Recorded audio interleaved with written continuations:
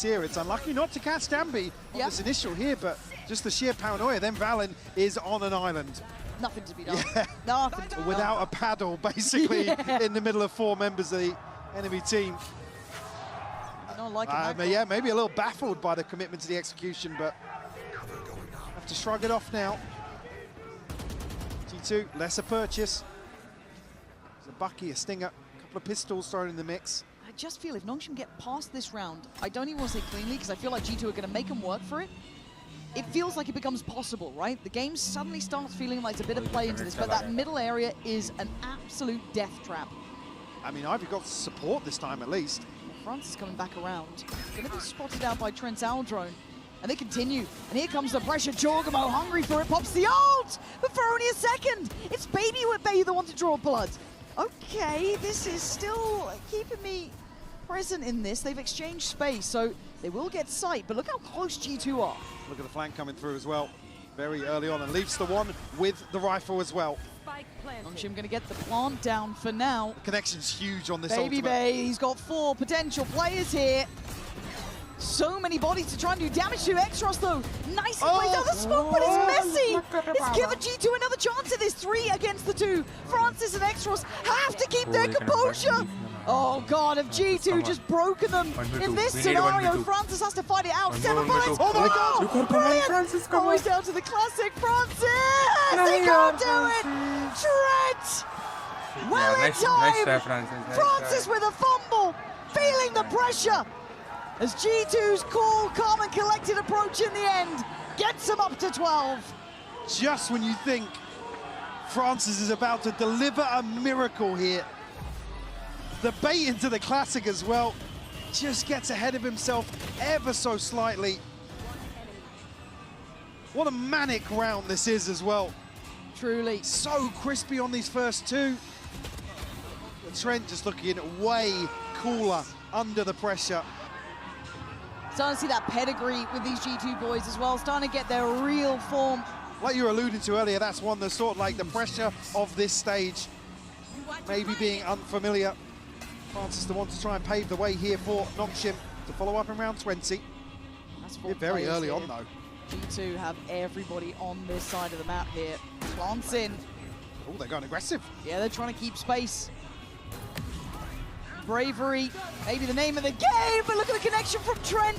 He's going to send them scarpering away as G2 flooding back in. Soften targets, but Extros doesn't care. Going to take away Valorant, eye up a second. Brilliant work. A third, not to be. Jorgamo's there in the blink of an eye, and it's a 3v2. Arby and Ivy make it just. Ivy with the stinger. Come on, Ivy. Standing guard is Trent, falls on one, but Jorgamo on the trade. G2 looking like they ain't breaking a sweat today, baby. Mr. Charisma showing us what it looks like to pick up map 1 here, 13-7.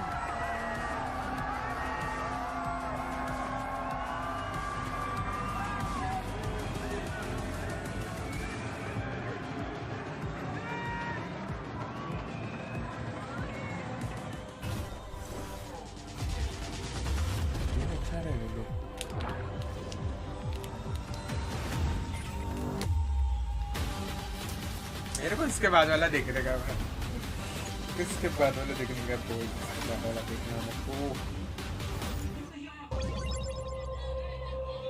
देखते इसके बाद वाला देखना है कहाँ से आ रहा है भाई here. And they folded in his hands yet again. Steps up to the plate, and he can knock this one out of the park. They shall be engraved alongside the greats.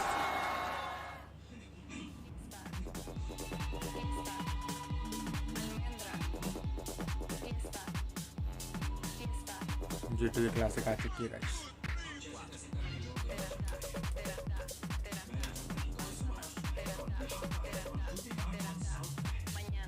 Energy इसका देखते हैं. वो देखो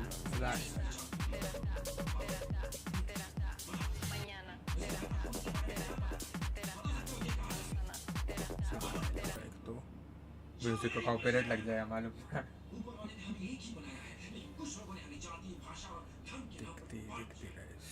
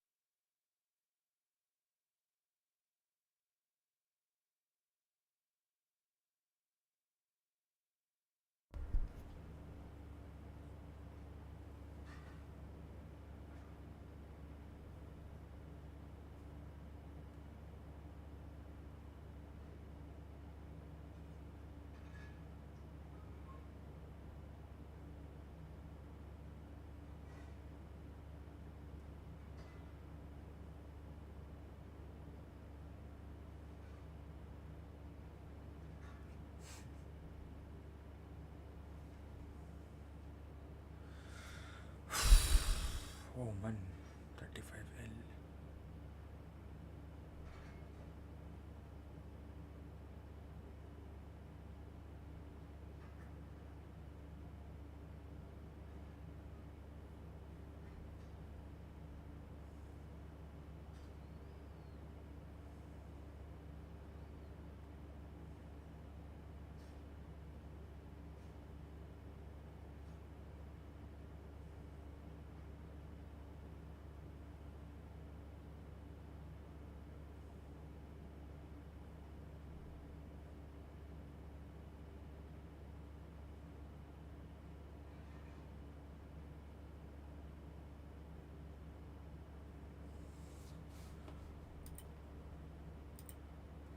Tan pele, tú sabes que yo soy puto que estoy la es mentira. Full de los bolsillos para darte lo que tú pidas, ya están dándole a la si va con un vuelo de ida. भाई लोग के music को ये करो भाई.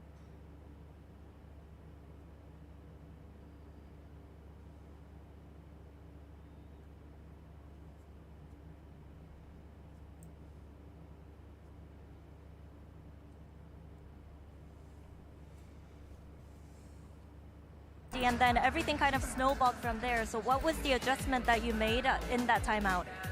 There wasn't a major adjustment. It's mainly that our practice micro was really off. And I just reminded the boys, like, guys, just calm down.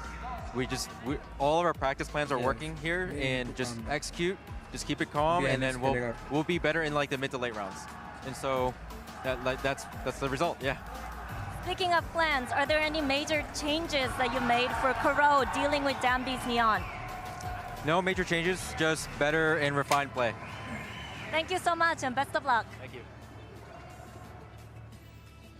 Welcome back, everybody, to the desk here at lovely Santiago. And so far, that Americas-esque hospitality has been extended to Nongshim Red Force by G2. A great start in this series.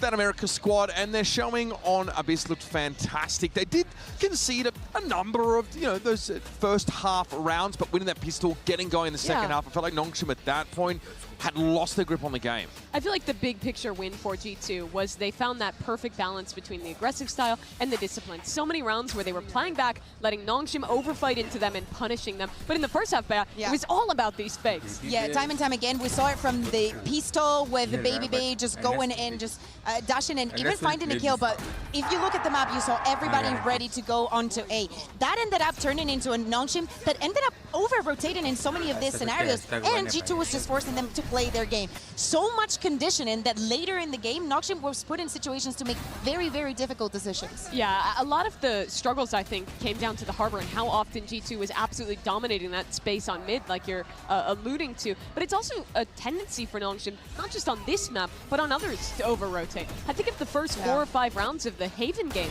against Mates, where they're over-rotating every time. Mates wins a free pistol and bonus because of it, and they made the adjustment again in this game to flank more, to re-push in the mid-round. But this time, unlike Mates, G2 was extremely ready for that switch-up. Exactly. Not only that, they are ready for the switch-up, and when they go into the side and Ivy's there, they're like, oh, the side is empty. They're pushing from behind. Even in some of those rounds when they lost to that, just because of the prowess of Nongshim's individuals, they were aware of what was happening. Yeah, and Mitch, you were asking us about Baby going into this one. I think it's rightfully so that he was the big question. He was very often being asked to solo take these sites, solo fake, and I felt he was having a really great game in it. It's an excellent start from that guy. Now, G2 obviously move over to defense in the second half of the map after giving up 5 rounds, and this is the moment we wanted to show for you for our HyperX reflex moment of the match. This is Leaf's 3K in round 13. It's a tight game. You've moved over to the defense side, and Leaf gives them just the boost they need. I think it's so important because the mid fight was another topic. Like, I think G2 had a lot of control from their attack on that part of the map. But when they swapped onto the defense, you have to be so aware of all the tools that Nongshim have, especially on that Waylay. Valin gets stunned. He moves straight onto the side. Jogema had already had some presence on me, goes mid, goes back, lifts supports with that, gets an impressive 3K, and Nongshim is not ready for the amount of players that were waiting for them on that choke.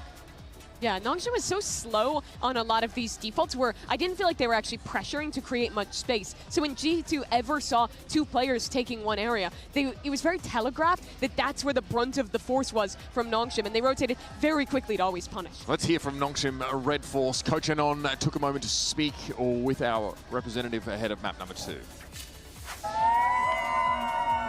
Jen here with Silkanen of Nongshim. Now, Coach, you guys had a tough time dealing with G2's game plan in map 1. What was the biggest thing you had to address before map 2? 저희가 1세트 들어와서 이제 아무래도 저희가 이제 예전에 2부 시절 때부터 이제 챔피언스에서 보던 G2라는 좀 강한 팀을 만났다 보니까 저희가 지금 상대를 너무 의식하는 것 같아서 이제 좀 그런 느낌 말고 2세트에 들어갔을 때는 우리 주맵이기도 하고 좀 싸움의 디테일만 좀 더 올려서 들어가자라고 이야기했습니다. I think on map 1 we were giving them too much respect because, you know, we're playing up against a team that we've been watching when we were in Ascension compete in Champions. So I think that was type of a mental issue, paying them too much respect that we had. But coming into map 2, it is our strongest map, one of the strongest maps. So I think we should have the confidence that we need to push it through. Thank you so much and best of luck. We've got every reason to have some confidence in a run back here from Nongshim Red Force coming into Corrode. The last time we saw it from G2 at this tournament, it was pretty rough up against PRX. And it is that map where they try and run the ISO. Now, you said you were a little bit suspicious of that comp, but you do feel like the pieces, especially what ISO can offer with that undercut and contingency, can really help G2 assert themselves on the map. I felt like the problem in the Paper X game wasn't the composition, it was the execution. The micro for G2 was incredibly off. We saw a huge amount of individual errors and also just mechanical issues. Jaw lost seemingly every single fight in the ISO. That was G2 out of sorts. I don't think, though, the theory of this composition is flawed. And in fact, I think tools like the undercut that you're alluding back to there are very nice to completely cut out and execute from a team like Nongshim. Darby, those going to be back on the Neon. It's Jogamo going to do that. There's no way, right? I mean, well, not the brim. not the brim. Don't believe him. Talk about Dambi. This guy's the GOAT. He played so well the last time we saw Nongshim on this map. He decimated mates on Nongshim's attacking side. Yeah, absolutely. I think that I'm also looking at Extras. I think that both in the time where they played against mates and also in Abyss, I was expecting a little bit more from him on that stopping power. I think that him and RB were incredible. And probably with this composition, I'm looking at them the most. A key for G2 looking at this map is flushing Ivy's lurks. He got way too much value on attack in the game against mates. I want to see them re-clearing space in the mid-round and then going into retakes while giving a bit of respect to Dambi so they're not getting horribly caught off by his Neon. We're going to be looking to G2 to be experienced in protocols and dealing with this very aggressive style. There's a lot of tape on Darby being aggressive, getting in with those shotguns, and G2 have to maintain that composure to manage it. Time to jump into map number 2. Over to you guys, Pansy and Hypoc.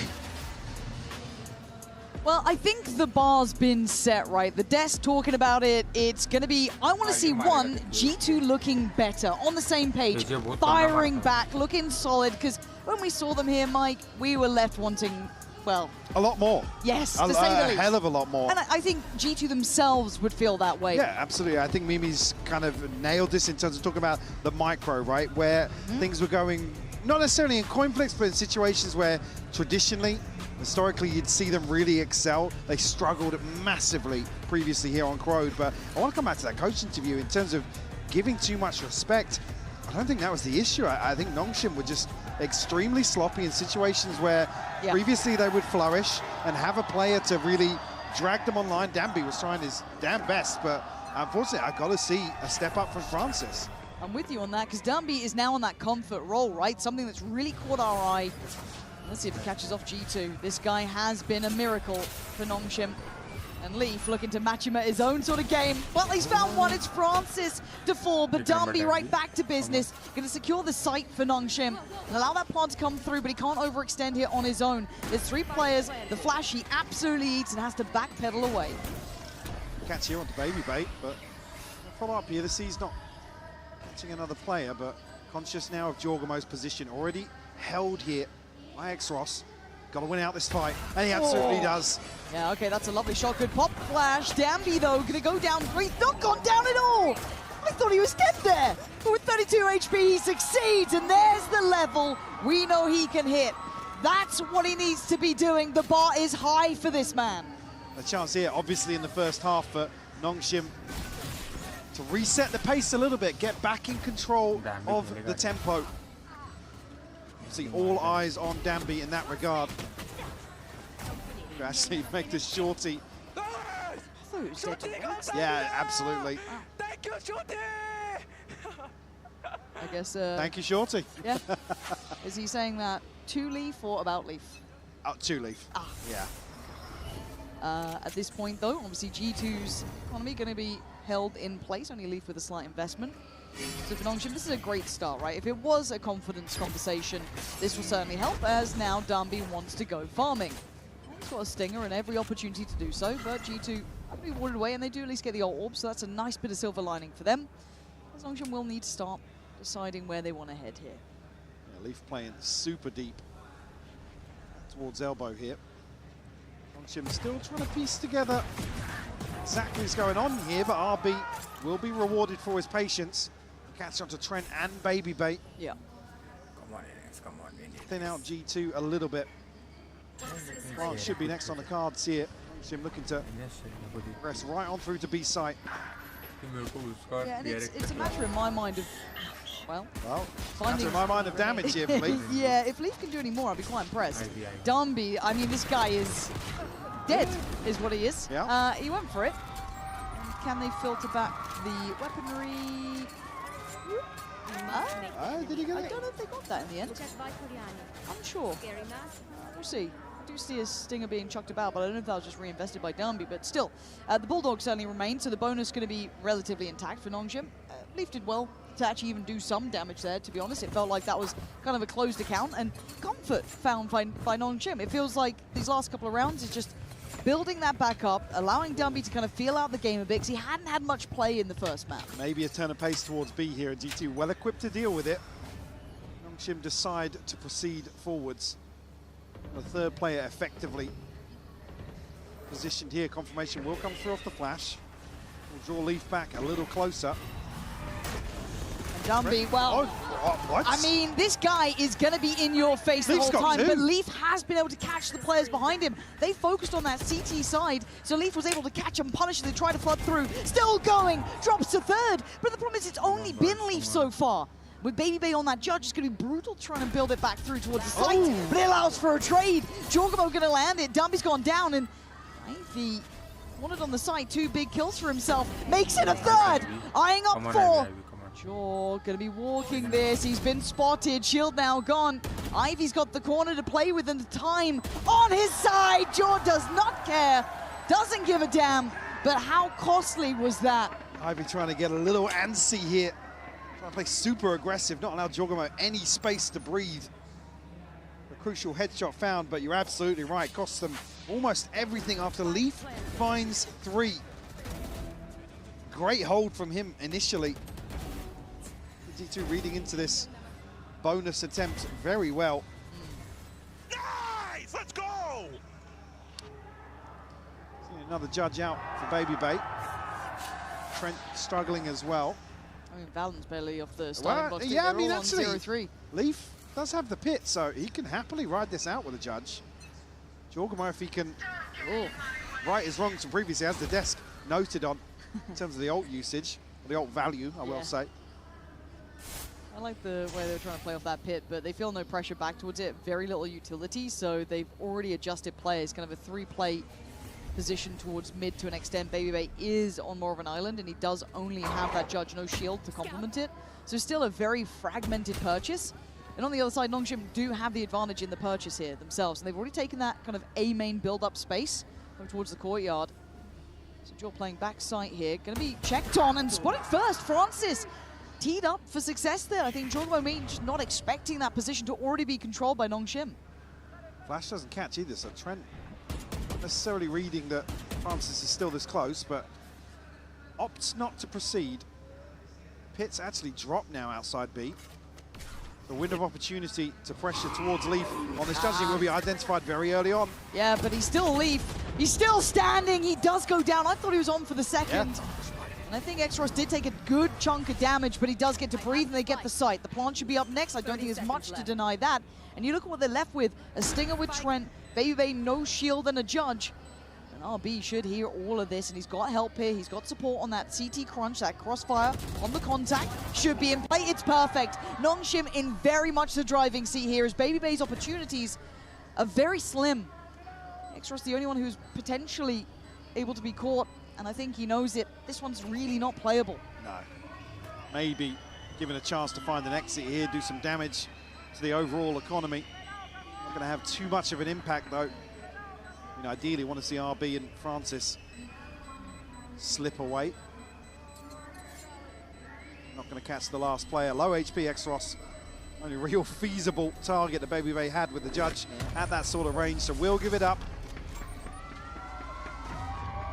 Didn't even catch the timing on the pit there. Was there some pressure towards Leaf potentially, or was it the pressure over on the other side? Yeah, does he rotate out of the pit?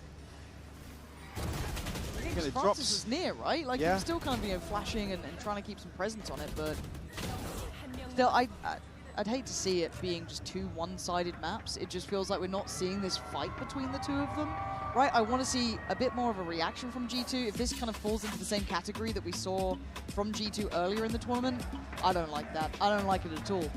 Great for Nongshim, but we know that Dambi's good in this role, right? On that Neon, kind of playing that super high-tempo, flashy approach. I mean, yeah, you could argue in terms of the reset between maps here. Yes, it's back on a comp, and in terms of the tempo, it is ever so slightly different. Yeah. Obviously with the Neon, and it's certainly for them how they want to play, right? Yeah. Instead of shoehorning something else in, but the Coinbase win condition here for G2 in the timeout. Not much to really pin hopes to, but try and muster together maybe a couple of purchases. Jorgo's still sitting on the ultimate, but nothing else to really invest here. Baby yet to get on the board. I mean, neither's Trent, neither's Valen. It's been really, really quiet from them. They feel like they're constantly a little bit behind in my mind when it comes to how Nongshim are approaching this. It is only round 5, so it is still very early. So maybe just kind of, I think I'm a little bit soured from when we last saw G2 here, that I'm seeing what feels like a bit of a similar scene. A bit of a weird buy, actually, though, because I didn't even spot that. I mean, I saw Baby die, but he's obviously full invested back into this. Valen and Trent sitting on 2,100 and 1,600, so we'll throw the balance of the overall economy in a weird spot here for G2. Yeah, it feels like they don't want to let go of just ecoing out around, but they are going a bit more aggressive down middle to try and take space, but Nongshim are direct in approach. Not really too fussed about feeling out the purchase when you got Dumby doing this, taking space and taking names, and looking to follow up is Trent on the other side, yet to even really get the ball rolling. I wouldn't even be flashing through that. I don't want him to know I'm there. I want nothing to do with that. Screw it, and Leaf has just been warded off the side. He can't even really play on that B side. The Guardian, not enough to really seem that threatening. As now they try and build back up here. Nongshim already looking to react towards that CT side. Dumby again going to drop another body, find another player to punish as Jorgamo, the one to try and save the day. Dumby doesn't give a damn. This guy is just roaming the site and just taking body after body left in his wake. And Trent's barely moved in this. He sent for the dog, he's done what he could, but Dumby is where the story ends. It's 4 for him. Baby retreated very early on in that exchange. Again, brought down to 0 credits now. Tasked with holding on to the rifle, but challenges in spawn, and RB will remove it. Nongshim up to 4 now and starting to hit their stride. Looking to stretch their legs a little bit now. With Damby on the signature weapon. You were so excited to see, Lauren. 4 kills for him there. And look at it, you can see why, right? So much confidence. Something that, again, whether we agree or not, they said was lacking in map 1. This time, certainly igniting a bit of that reality that he can make him look like any other player here. As G2 just still chucking in a bit of a purchase.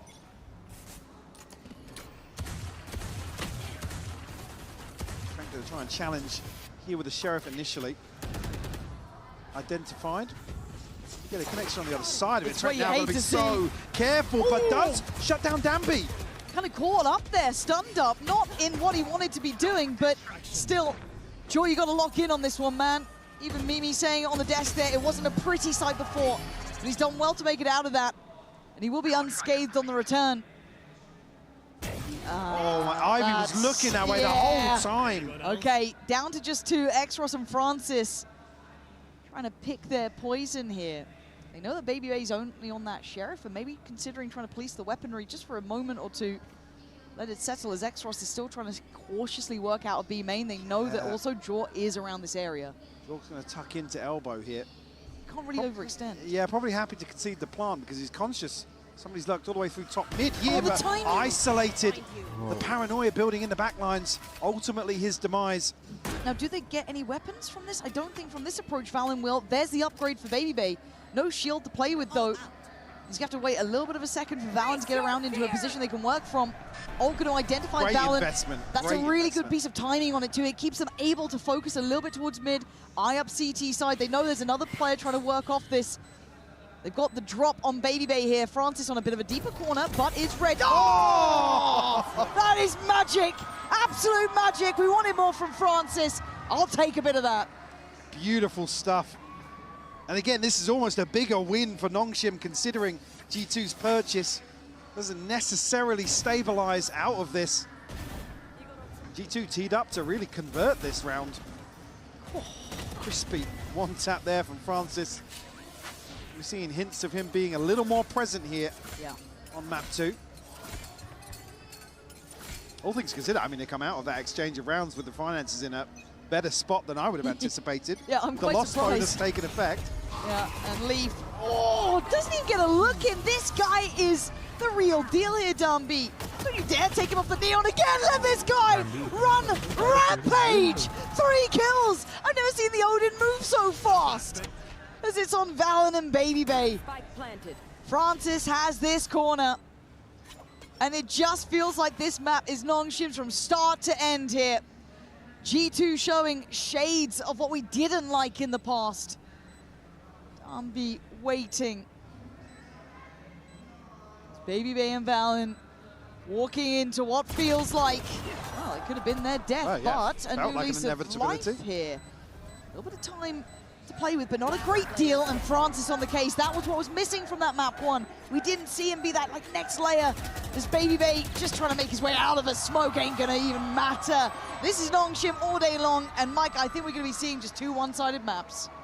Absolute stranglehold here from Nongshim. In more ways than one. Again, they've got them just on the back foot permanently. Leaf here, postured up again. You're expecting maybe a judge and an opportunity to capitalize on a little bit of range with the Odin, but he's just so far forwards. And a great flash over the top actually from Francis to set that in motion. And even so, with Francis not putting up numbers in the first, he still now has that supportive tool for Dambi. It's another tick in the box. And for me, the fact that they are doing this against Leaf, who's so far been probably one of the only players to really kind of... I mean, he's on 7 kills. Yeah, he was on 7 kills in the first, like, 3 rounds. He's trying to do what he can, and he's been generally quite a big stopping factor. But here, Nongshim don't care. They'll go through whoever's in their way. They're not even just trying to eye up that, like, pressure towards the A side that we saw kind of be a bit fumbly with G2 previous. This is just, we go where we want. We don't really care who's standing in our way.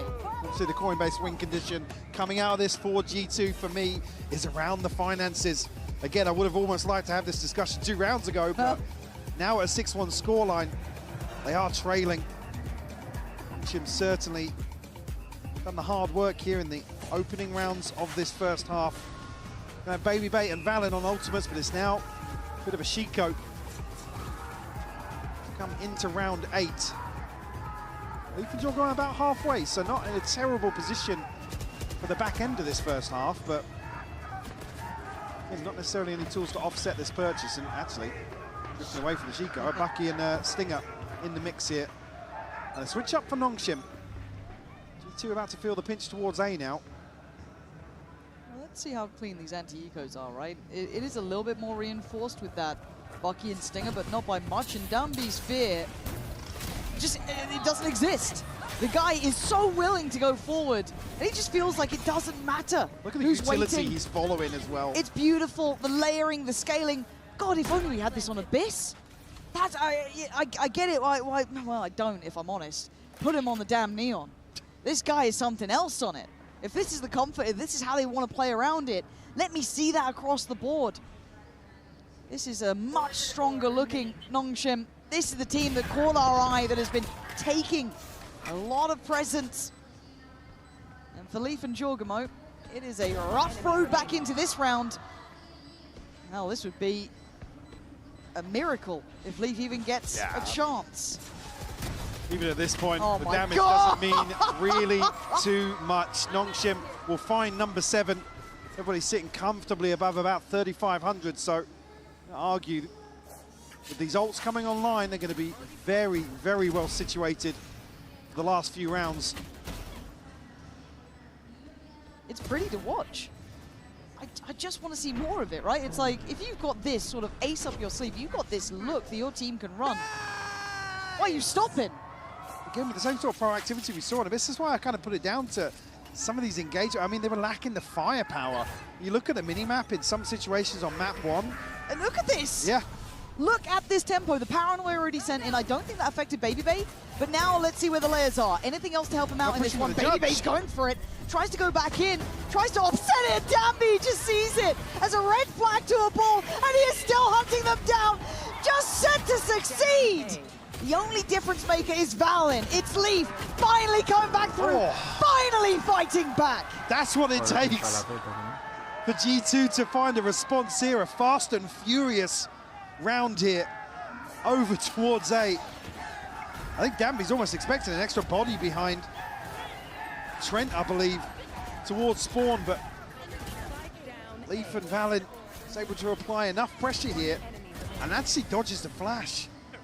Great stuff from Leaf again, another 3K from him. Up to double digits now, but G2, that's only their second. Feels like just a breath of fresh air after what was a very suffocating first half, potentially. Well, carry on. A didn't work. Off to B we go. This one they have done well at. Jaw is waiting towards that CT side, but they're still filtering out. This doesn't really deny the scale-up that Nongshim like to do. And look at RB's position. Does he get checked on by Jaw? It doesn't matter again. This is great priority work from Nongshim, taking away that comfort on CT instantly, and they've got the pit to throw down if they want to towards the connector. This is looking wrapped up with a bow. Where is the reaction from G2? Where do you go now? They have a little bit of time to still piece together something towards elbow, but it's Danby on the other side. Judge in hand, controlling this space. Oh! He's going to get both. How is he? How is he still standing? He got to go back for seconds. He doesn't know when he's dead.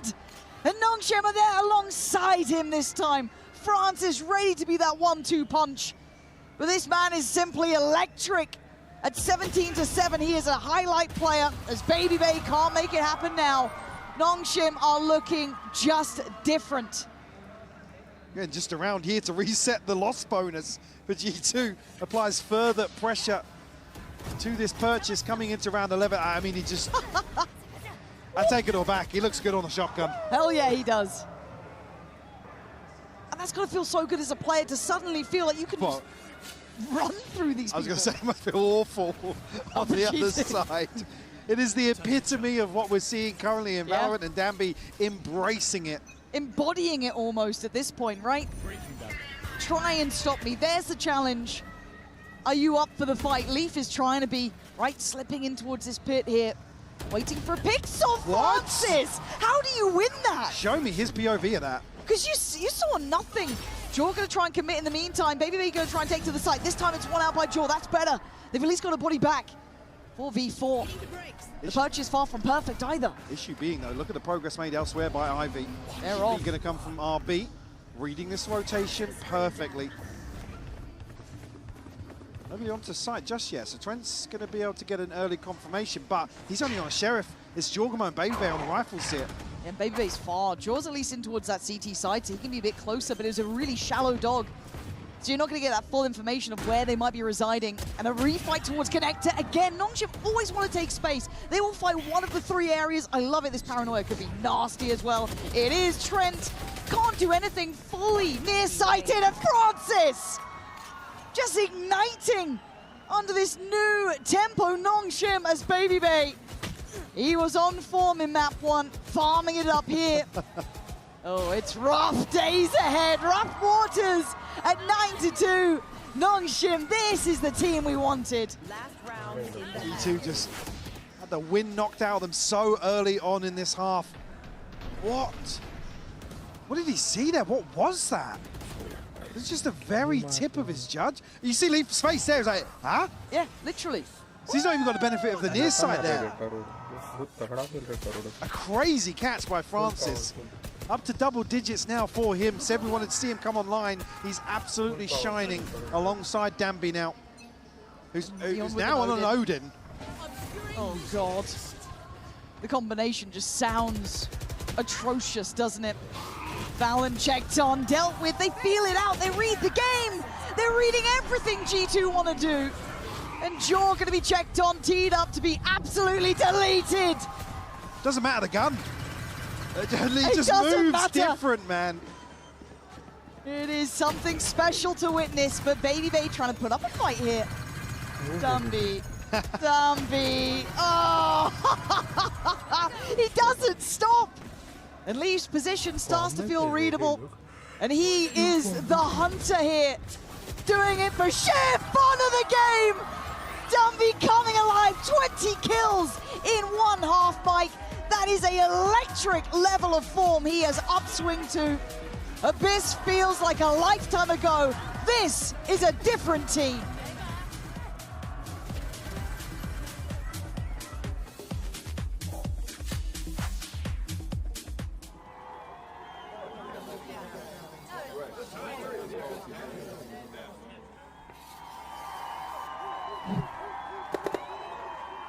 Red Bull gives you wings.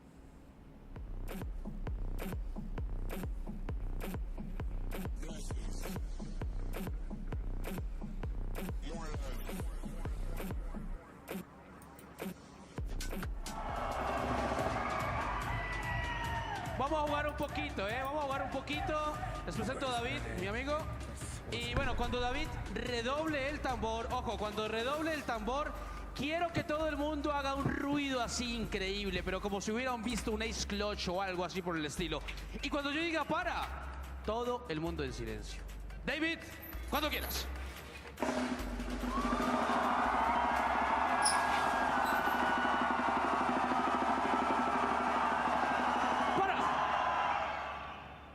Estamos bien. David, cuando quieras.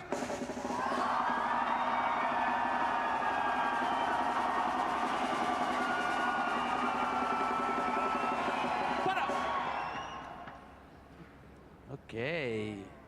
¿Se sienten bien? ¿Se sienten bien? David, cuando quieras.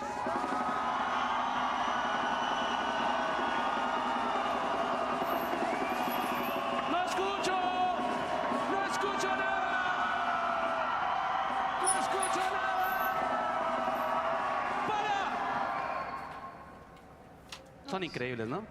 Son increíbles. ¿Qué tal una última? Pero reventemos, reventemos. David, cuando quieras. Bit of energy. Yeah. Spurring G2 on, obviously. Yeah. With 2 rounds. Okay. I just don't know how you control Dambi. I really don't. Wow. I don't think G2 know either, which is probably the bigger issue. 20-7 Yeah, man. across that opening half.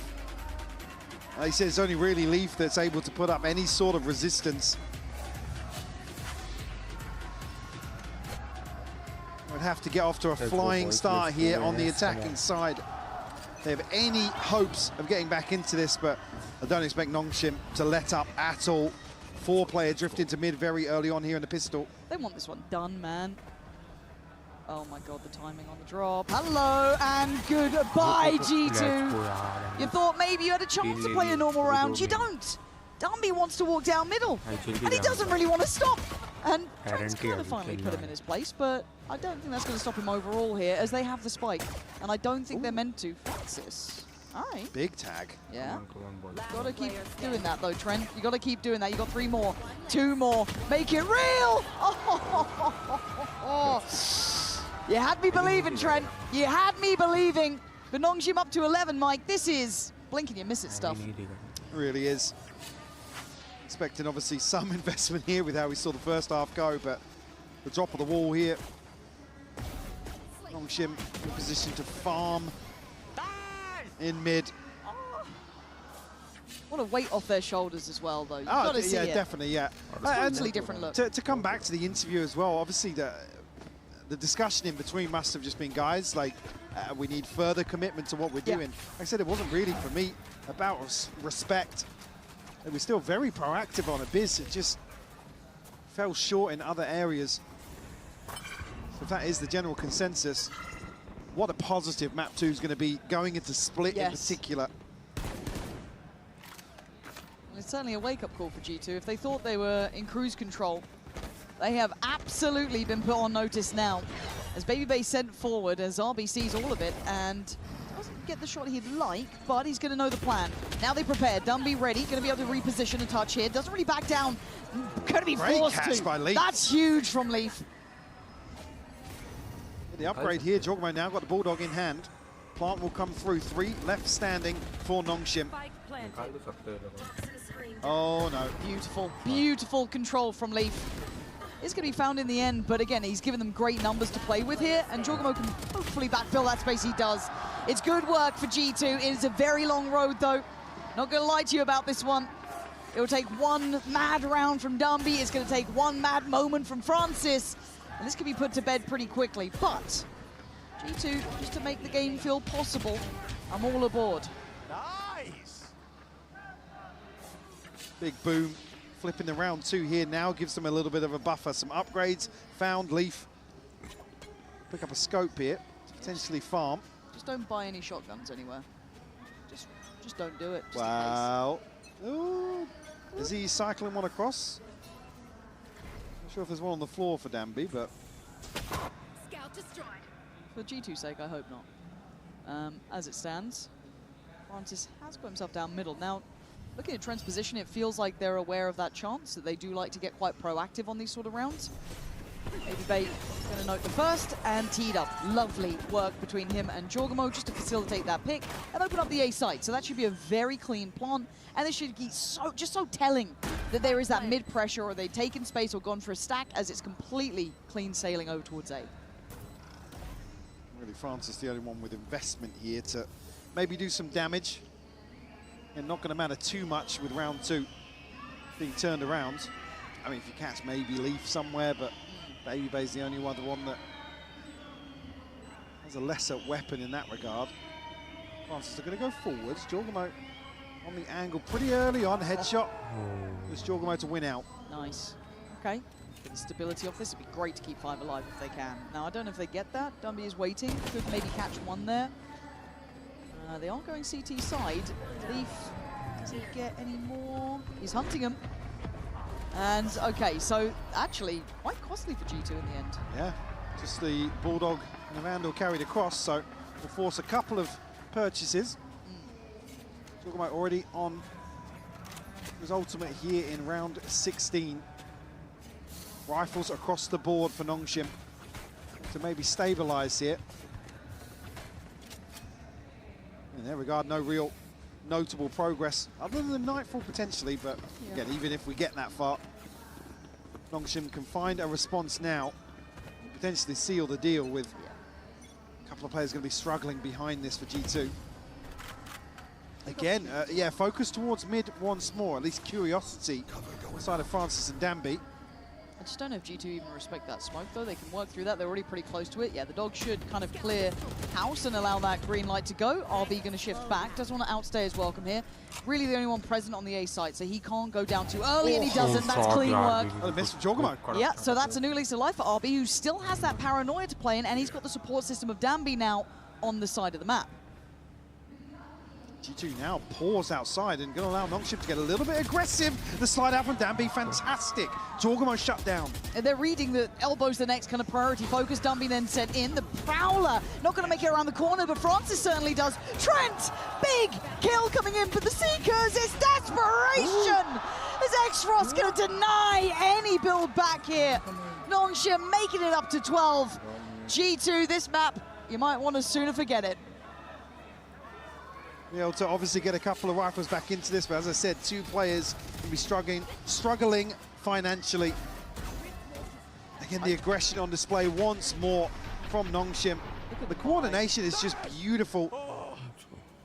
The clearance outside, and then again just immediately clearing back into elbow. It's a weird buy, but in their hands, I believe in it pretty firmly. 2 judges coming through, Francis and Danby both on towards it. On the other side, there will be issues. 2 stingers in effect. So you're looking at Joy, you're looking at Trent, you're looking at Baby Bait. Do some big damage here. Don't quite know about the setup on the B main side. That could be, well, it could prove fatal. Francis is one of the judges, yeah. And I don't think the dog quite cleared that close corner. So Francis gets play on this. Oh God, it's the spike over here with Trent too. C sent over the top. The confirmation here, Ivy actually takes a ton of damage, and that's going to bring G2 closer to the judge of Francis. This could be catastrophic. He's got no TP out. Francis is committed on this one, and he is set up. He has massacred G2! He takes down a 3rd from 0 to hero in this map. As now you're left with what remains of G2, Leaf and Valorant to try and put it together. And Leaf just wants to make it through middle. But Danby nearby. And Valorant does get a look in. Oh, and he gets more than a look in. He's gone to himself. Valorant making something out of nothing. As Danby gets closer though, the final boss to try and get past. Leaf stunned up, dead. Danby, he can do it all himself right now. Valorant, who's put on numbers, holds his own. Still keeping a life among the G2 side. Keeping Nongshim away from that 13th. I mean, it just comes so close to going wrong here for G2. Francis does so well to get Trent as well. It takes 4 kills from Valen to keep them in this. Ult's now starting to come online for Nongshim though. G2 certainly can't let their foot off the gas. No. No margin for error. 0. Pit and a divide available for them. So I was looking curious here with the Sheriff, and would you believe it? A bucky in hand for Danby. Yeah, it's staggering. Again, good info, and just unwilling to relent. The aggression gonna be met this time. G2 able to quell it, to handle it, to tame Nongshim just a touch. There's only 5 rounds, potentially now 6. It's Ivy the last one to try and do anything about it. G2 would love to keep 4 up. Yeah, huge round in terms of stabilizing the finances here. Brilliant. Valen to clean up once more. Able to now get a buy comfortably behind them, but look at what's being stacked on the other side of the board. Oh, got the ults. Halfway to the pit as well, the only thing missing. From having everything available here. Let's go, Nongshim might just try and pull the trigger here in round 19. Round by round affair now, isn't it? How long does G2 get to live in this space? It would take 6 to bring it back all even. Nongshim, as you highlighted, those ults are looking terrifying to me. G2 obviously going to be extremely paranoid here towards this choke point on B. 3 players on the side of Nongshim, and technically 4. Danby can be here in the blink of an eye. Just to retrieve the orb initially. Prowler dealt with, so presence still shown by Baby Bay on the way out, but Nongshim immediately turn their heads towards mid, and they're going to start walking. Oh, is this what it comes down to? A little bit of the battle in middle. Danby is here. Jorgamo just completely out of sorts. Divide goes in, and it looks like G2's attention turns back towards B. There is still a player on the other side of the divide. Danby doesn't get to see him leave. Going to be let off the leash a little bit to maybe make a play up middle, be the dagger in the back, but they still need the plant. They still need to try and hold on to this side of the map. It's going to be seen. Baby Bay gets his ankles broken by Danby. Leaf has to be the hero of the hour here, but still behind the divide. They're on the site. They've already tapped the spike. Leaf strikes, takes down one. Danby gone. Paranoia comes in, flies through, he's now pitched. Oh, he can't make it out. RB's caught him. And the 2v2, Valen and Trent. Trent stands his ground. RB. Got a little bit of time, but a player to the left and a player to the right. Can you find any of them? No! Trent finding salvation for G2 and pushing up to 7. G2 just clinging to life here. It's a huge investment coming through from Nongshim as well. They feel like they've got this in the bag. Yep. A late lurk from Leaf dismantles this retake attempt, and Trent just comes alive to find 3. RB unfortunately caught off guard there with a drop off the wall and a chance to find that for free. 5 rounds now. Timeout called for Yeah, well, 5 rounds, but the snowball round is gone from Nongshim. That 1 round you get to sit back and wait for, regardless of the outcome, is now off the table for Nongshim. Spot on. You're looking at the buy they're going to be working with as well. It's going to be Sheriffs, bits and pieces. You could imagine maybe 8 for G2. And it starts to feel possible. I don't want to get ahead of myself because you can see how close these rounds are. No, it already feels possible. You're I think, yeah. You're in on this? Not all in, but I'm saying it feels possible. Okay. G2 are on the brink of a very, very powerful ult cycle. They've got the pit here to secure a post plant, the Seekers to really open something up, and Baby Bay just missing 1. Chance here to find 8 for sure, but you look at how far away Nongshim are in terms of the lion's share of ultimates. There is a chance for G2 to string a couple more together. And if I'm not mistaken, I think Dumby was on 21 kills in that first half. I think he's sat on 25 now. So it's been a much quieter affair here. Struggling to find that same level of impact, but it takes 1 round, it takes 1 moment, and it takes being in the right place. These anti-ecos have to be absolutely clinical from They G2. do, because look what's happening here. Does G2 read this? Are they prepared for this? Talk about it, looks as if he knows. Well, the dog dealt with, but they're still going to go, and Dumby is going to be once again handled. It's Francis to get a kill back here. Jaw, there is an army against you, man. They're just taking a fight. It's deathmatch, and it might be the death of G2. Trent doesn't have the bullets to do it. Leaf has to save the day. You're looking at Nongshim. You're looking at what they got left. Leaf can read this. He's seen the utility. He's ahead of it by just a touch here. He's vulnerable. He certainly is now. Decay's trying to come into effect. He wants the spike, and he won't get it! Desperation in the end! As Nongshim push up to 13 with 1 round to go wrong.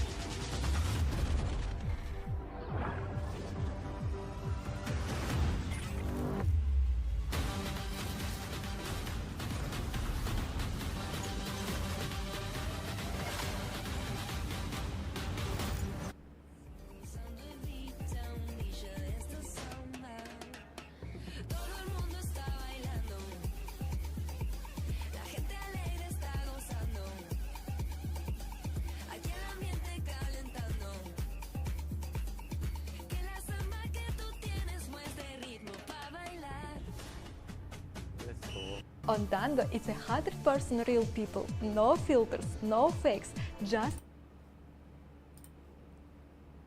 go Nongshim. Let's go Nongshim. Let's go, boys.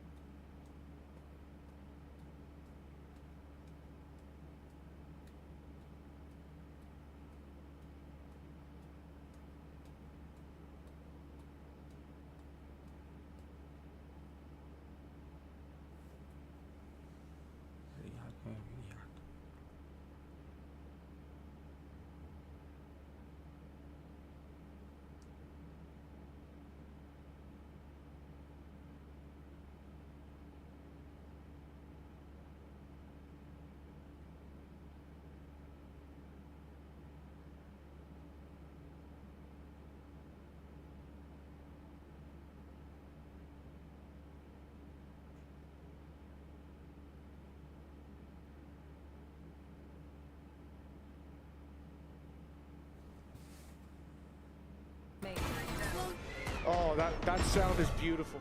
A lot of that is due to the sound effect that plays at the same time. In Valorant, we call these sounds kill banners. Kill banners are audio cues that play when a player gets a kill.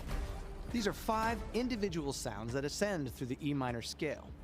The first 4 kills are a single note. That's an E, F sharp, G, and an A. But if you hit the ace, you get that, which is an E, E, and a G. The goal of these is to create a sense of increasing accomplishment throughout the round. This kill banner sequence is consistent across all of the skin lines. Each one is modified to work with the skin's theme, but the overall musical structure remains the same. We just have one exception to this, and that's Ivori Dreamwings. Because the theme is so upbeat and magical, we wanted the kill banner to better match that vibe, and minor scales are kind of inherently dark.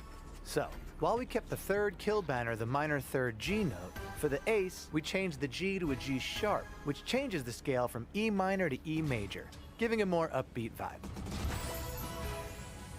It's interesting how one tiny note can change the whole vibe.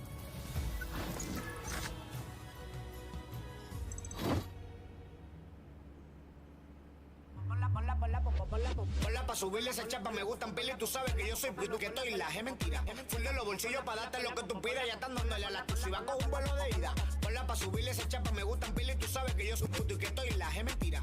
Full de los bolsillos pa' darte lo que tú pidas, ya están dándole a la exclusiva con un vuelo de ida. Ponla pa' subirla, ponla pa' subirla, ponla pa' subirla, ponla pa' subirla.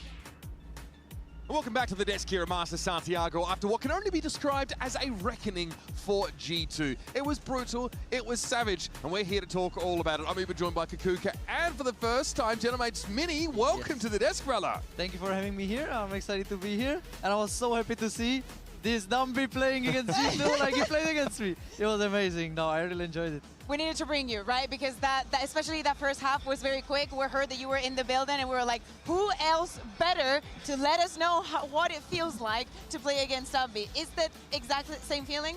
Oh, I mean, it feels amazing to watch, but not to play against, I promise. When I was the guy eating his judge, I was not happy like this, you know. Right now, I'm so happy to see it, but playing against it, it's a nightmare. I will be seeing this in my dreams for a long time still. Yeah, it's impressive to watch, but I imagine it as a player, especially someone who's like a sentinel or is hoping to try and slow this kind of stuff down, it must be really stressful to go up against round after round. You kind of know it's coming, but it doesn't matter. I mean, even if you know he's coming, you're just paranoid, you know? Like, it's very hard to stop him, and this guy's just going no matter what, so yeah respect for that. We're seeing here the reactions, picking up the Odin with the ultimate. I think he tried with so many guns, and some of this were ridiculous. We were also seeing the reaction and the players' faces being like, how do we shut this down? You cannot even hate on him, because he's such a sweet kid. He's loving life. It's like, you clearly cannot go up against this. And this is just to take a little bit of look at the numbers. Everybody had a little bit more of a redemption on the non-shim side, but you cannot disagree that this was Dumby's doing in most of it. A little bit of makeup on the numbers for the G2 side, because that first half was something else. I mean, I want to ask you something. So can you give me, because I know how you suffered against Dumby. Can you give me like how the comms go like when the round starts and you're up against that in Corrode? How the comms goes? Yeah. I mean, sometimes you just know like they will go B, but like, guys, we also need to play some shotguns, you know? What you think after playing 2 rounds against him? We need to pull out the judge and just hope you hit him faster, you know? So yeah, that's the comms. It's just a little bit of chaos and then you just pray. That's kind of it. So. It feels like you guys weren't always sure about how much space to give or if you wanted to fight in those smokes against Dumby. If you could go back now, back to the Corrode even, what's like the one thing you would try and change? Now that you've seen this. I mean, I think play more shotguns for sure. I think that's the counter kind of. You also need to pull out the judge to be able to stop him more. So I think next time if I'm going to play against Dumby, I'm going to be waiting with the judge there also.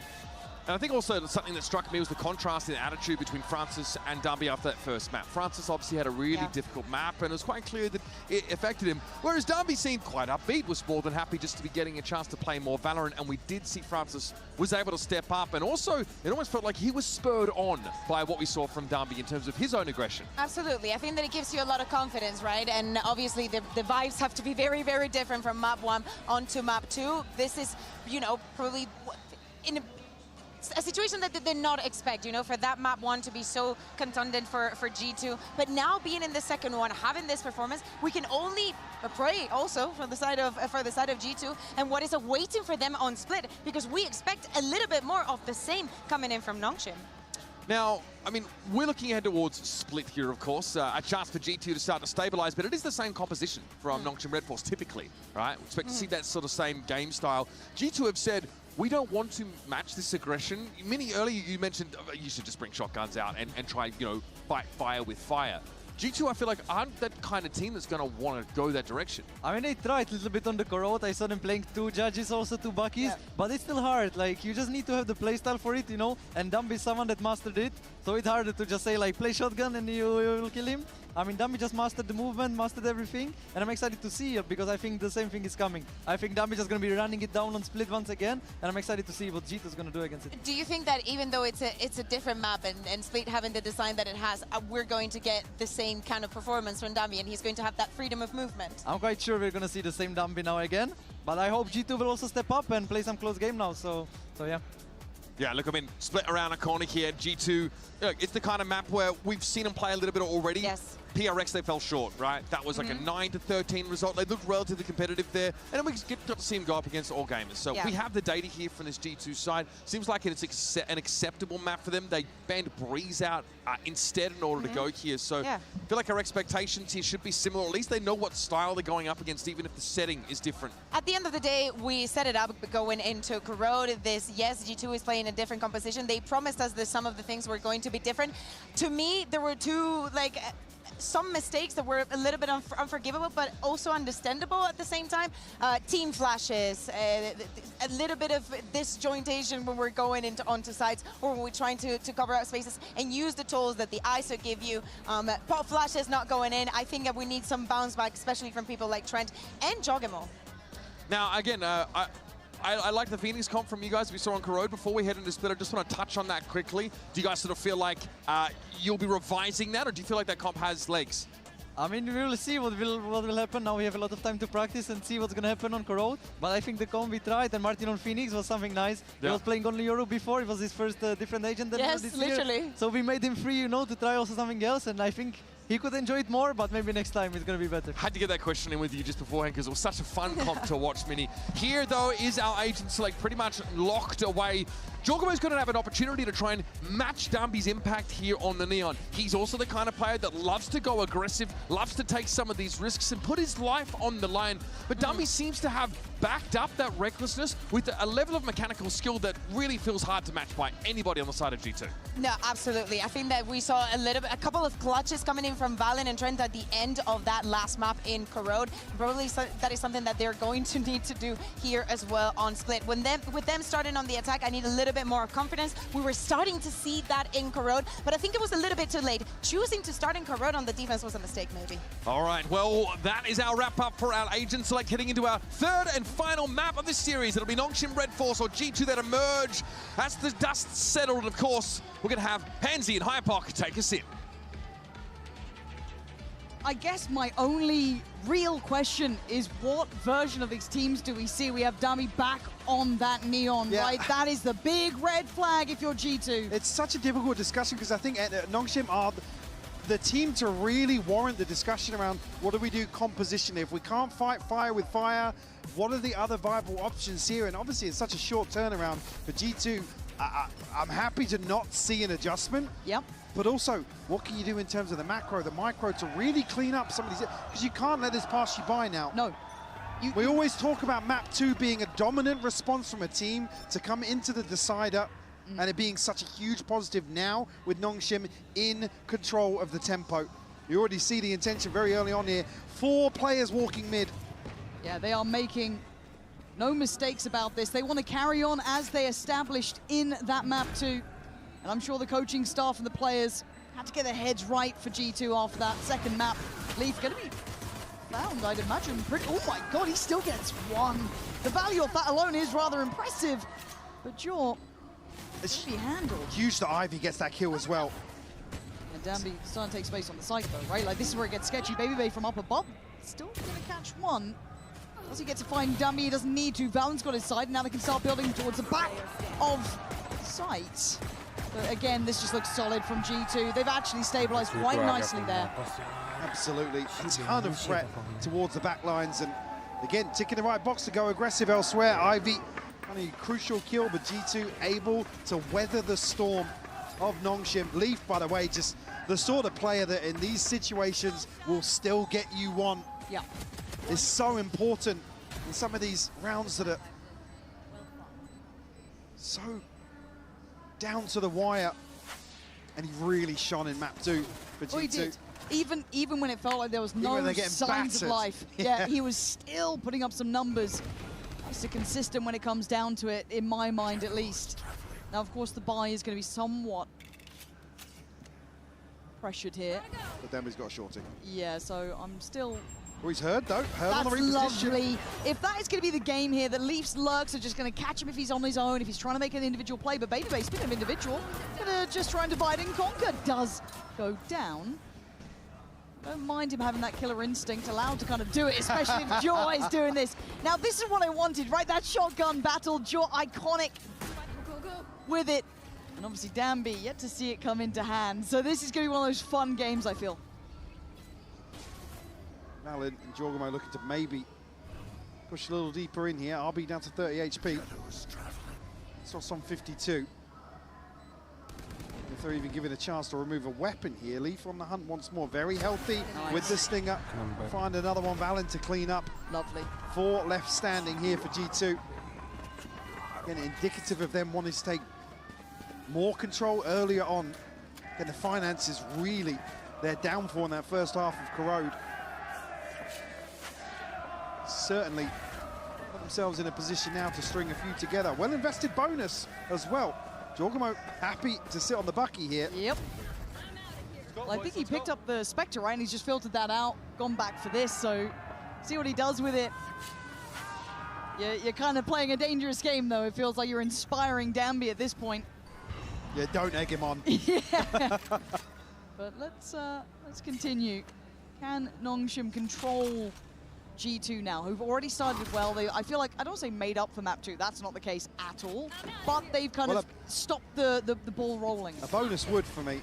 Oh, now that would, yeah, you're right, Jaw. Just aggression, name of the game. This feels like vintage Jaw. If we get him continuing at this sort of tempo and pace, oh, I'm on for it. Danby noted earlier towards ramp by Leaf. He was actually checkmated in that, but as it stands, G2 going to take that mid space up in towards vents and then pause. Potentially waiting for a flank to come through and overstep somewhere. Jorgamo happy to reveal his position here. Acting as a deterrent. Anyone to go exploring back in. Francis, well, that's, you know. I mean, he got in there. Follow-up, yeah, to Valin. Yeah, this is great, actually. Nongshim not really biting on re-clearing that space that G2 had garnered. They were happy to be quite stoic in nature, stamp their authority and say, well, look, you're not going to get the spike down in middle, so we'll just hold those rotations, hold those pivot points. You can see now, yes, A is a bit more vulnerable, but G2 still eyeing up towards heaven, still trying to scale this way, and Leaf giving away forward. Francis. That was pretty nice. And there we go. RB not going to let Ivy even get isolated in that. A really nice crossfire kind of trade in. But again, that was the bonus. 3 rifles carried across here, and I'm sure there'll probably be one cycled out for a judge, potentially. And really looking for this second wave where Nongshim are able to back up, create a bit of distance here and mitigate that risk as best they can. We'll see Jorgamo now pick up a rifle. It feels like such a balancing act, though, isn't it? Because you always want to try and retake a bit of the space there, control the information game. Let's see what the plan from the offset is from G2. Not particularly fast in tempo, nor direct, but you can see it as a 4-1 start. But on the other side, Nongshim are staking their claim towards B main. Francis looking as if he wants to go forward as well. He's got his TP all the way back behind A. Be able to get back across this side of the map very quickly if needed. Nongshim able to stop G2 at the front door. Have conceded ramp though, and Danby none the wiser. Yeah, this back and forth is not really opening up the site yet. Look at the amount of bodies from Nongshim. That's beautiful from Valin, better from Trent, and suddenly they have access. They can just bury that spike through. Zexros would need to go nuclear, but 10 HP is just not enough in my mind. You'd imagine they have the numbers to make sure there's safety. So G2 weathering the storm though. Reality check here for Nongshim. Certainly going to require an early adjustment here. Exos and Francis have ultimates available. Again, a couple of weird challenges coming through, particularly from Francis, just out in no man's land on rafters. And like I said, none the wiser that there could be somebody as deep as they were on ramp. And so not necessarily surprising to see this timeout called early to maybe bring a couple of these Nongshim players back in line, adjust the expectations a little bit.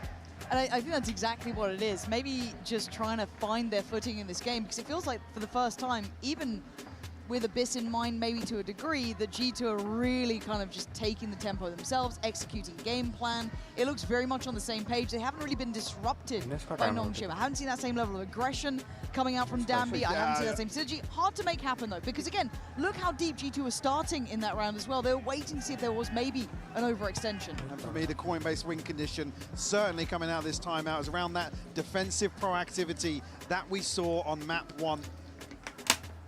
Nongshim can align once more, really take the fight to G2. We were talking about it was the execution, really, a few weird engagements, lacking the firepower in some of the situations where, like I said, Nongshim usually flourish, and where we saw them flourish in map 2.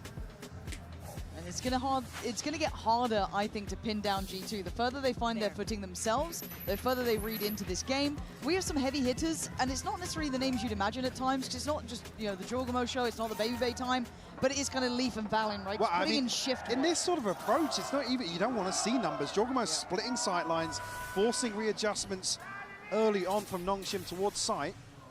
So even if he's not farming kills, he's still doing his job here. And Leaf, speaking of, gonna have to hightail it away. RB.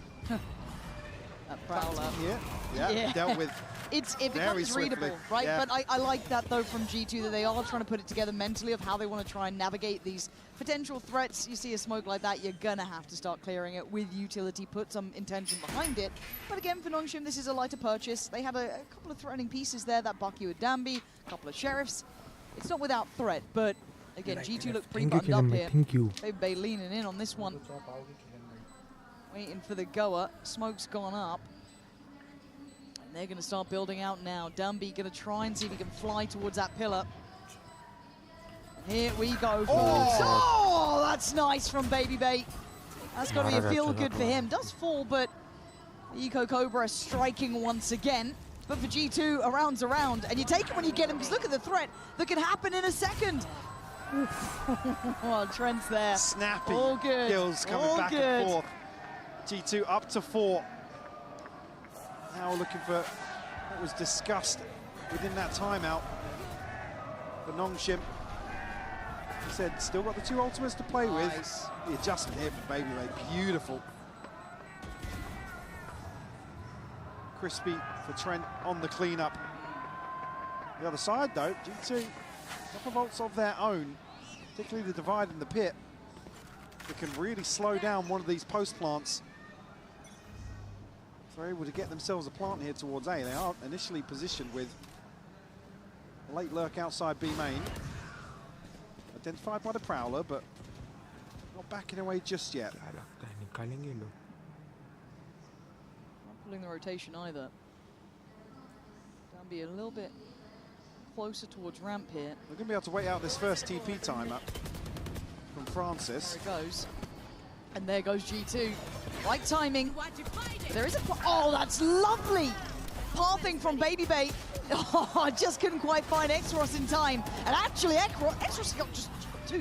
How did he get the second on Jaw? He's dealt with the front line completely. And now G2 having to really bank on the back line. Francis having none of it. Fighting back forward. Gets a second.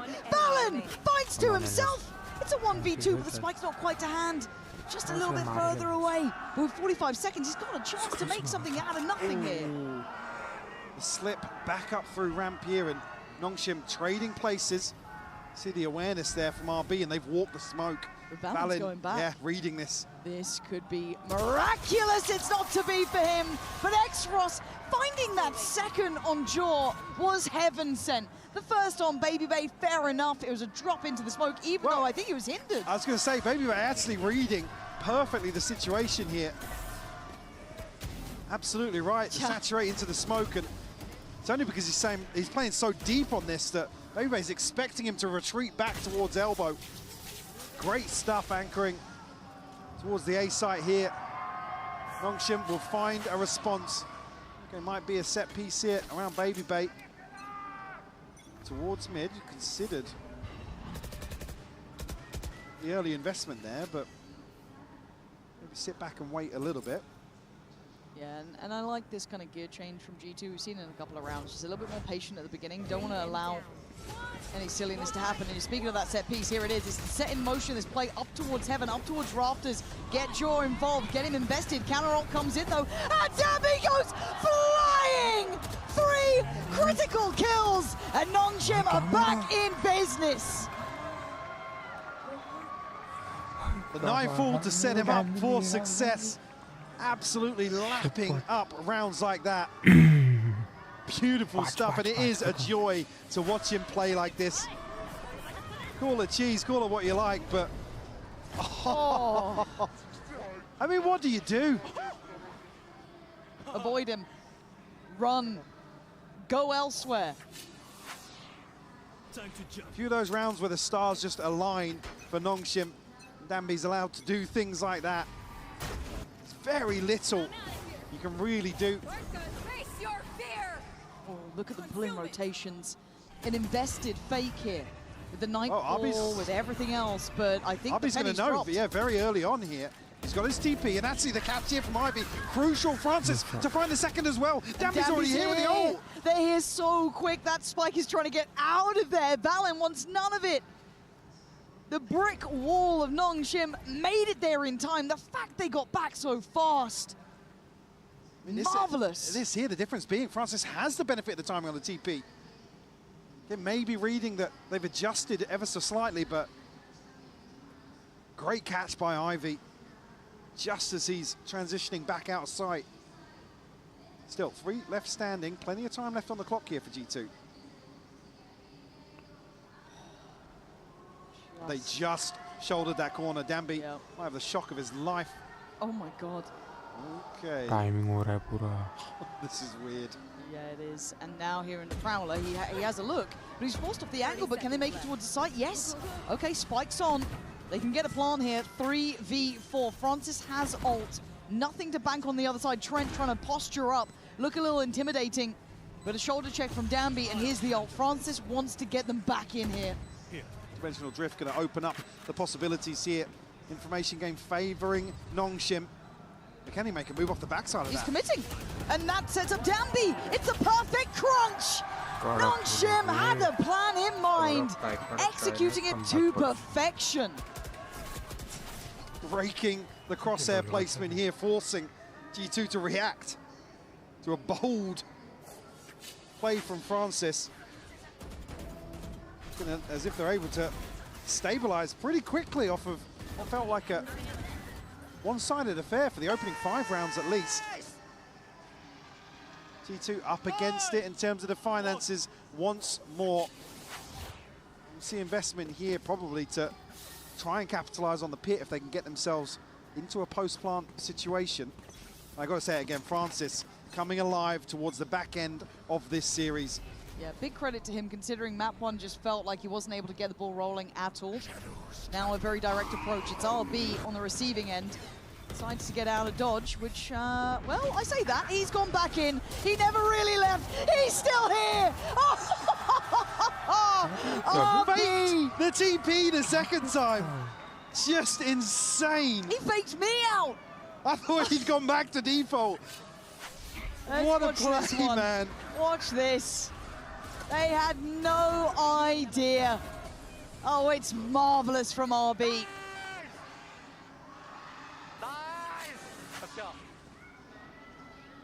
Just like that, they're 1 round to the good here. The first half of Split. Already noted, pit and divide here didn't even become a factor in the previous, so G2 still another chance to rely. Francis, though, on the operator now. Bit of a curveball in terms of the tempo here. Some of these early points of contention. Look at Nongshim walking all the way in. Prowler's gonna find it though. Do they really want to continue the fight? No, G2 don't like that at all. Something doesn't feel right. They've got great progress towards middle. They don't need to bank on it, but it does make it feel one-dimensional. It doesn't make you feel safe in a post-plant, so their eyes turn towards the A site. You can already see Francis preparing himself. That operator is waiting. And he's actually got the lighter side of the setup as well. In terms of this split. Oh, Baby Bay!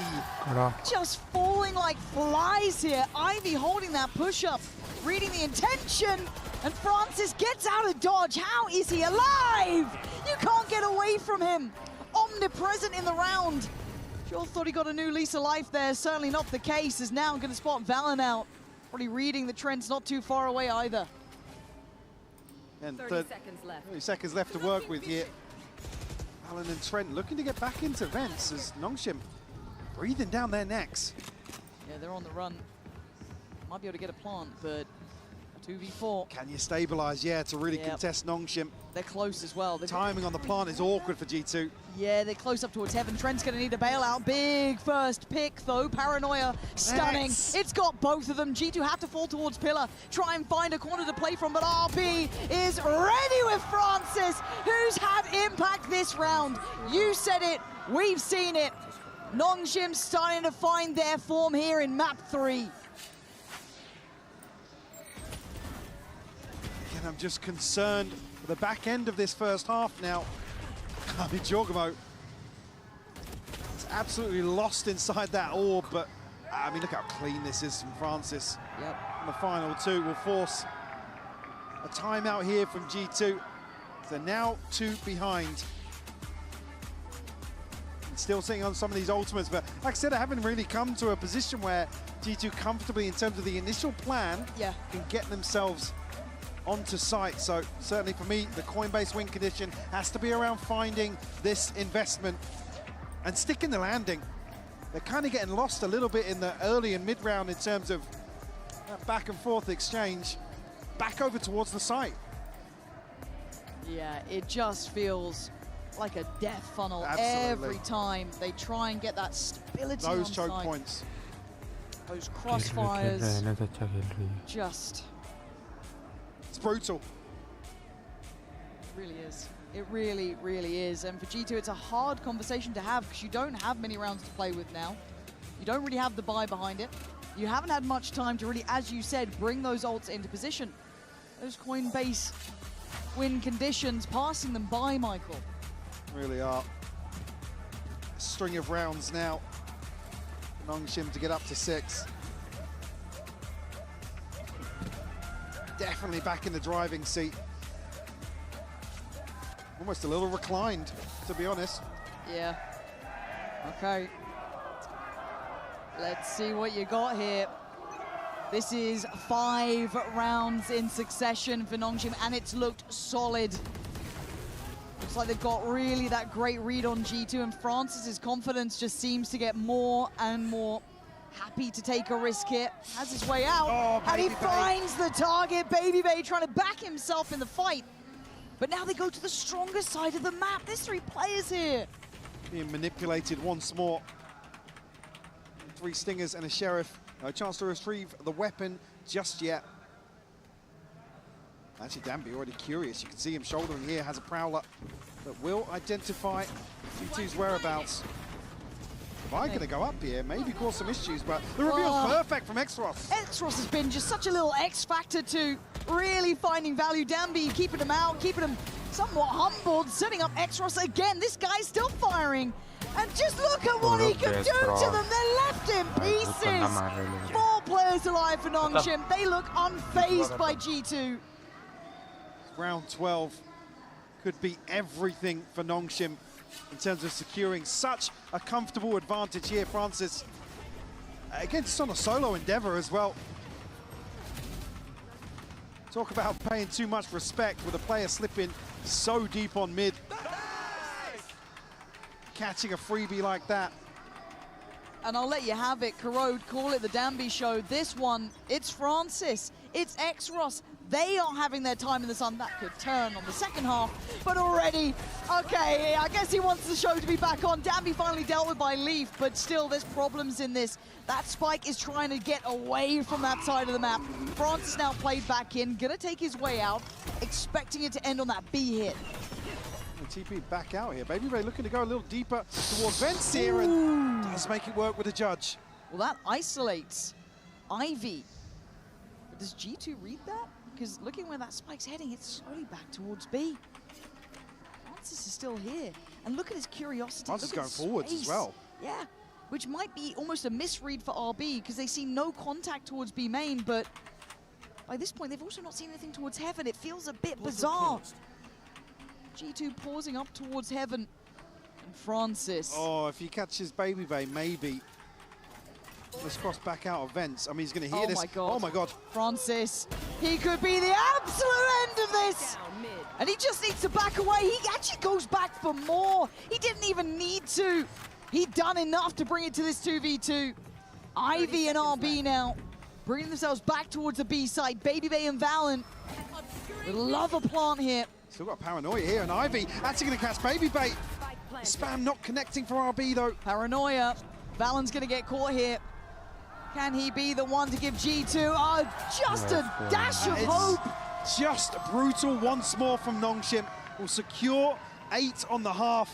G2 left trailing, scrambling for answers. In a lot of these rounds, a tough setup now for the second half. G2 have to find a way to fight back.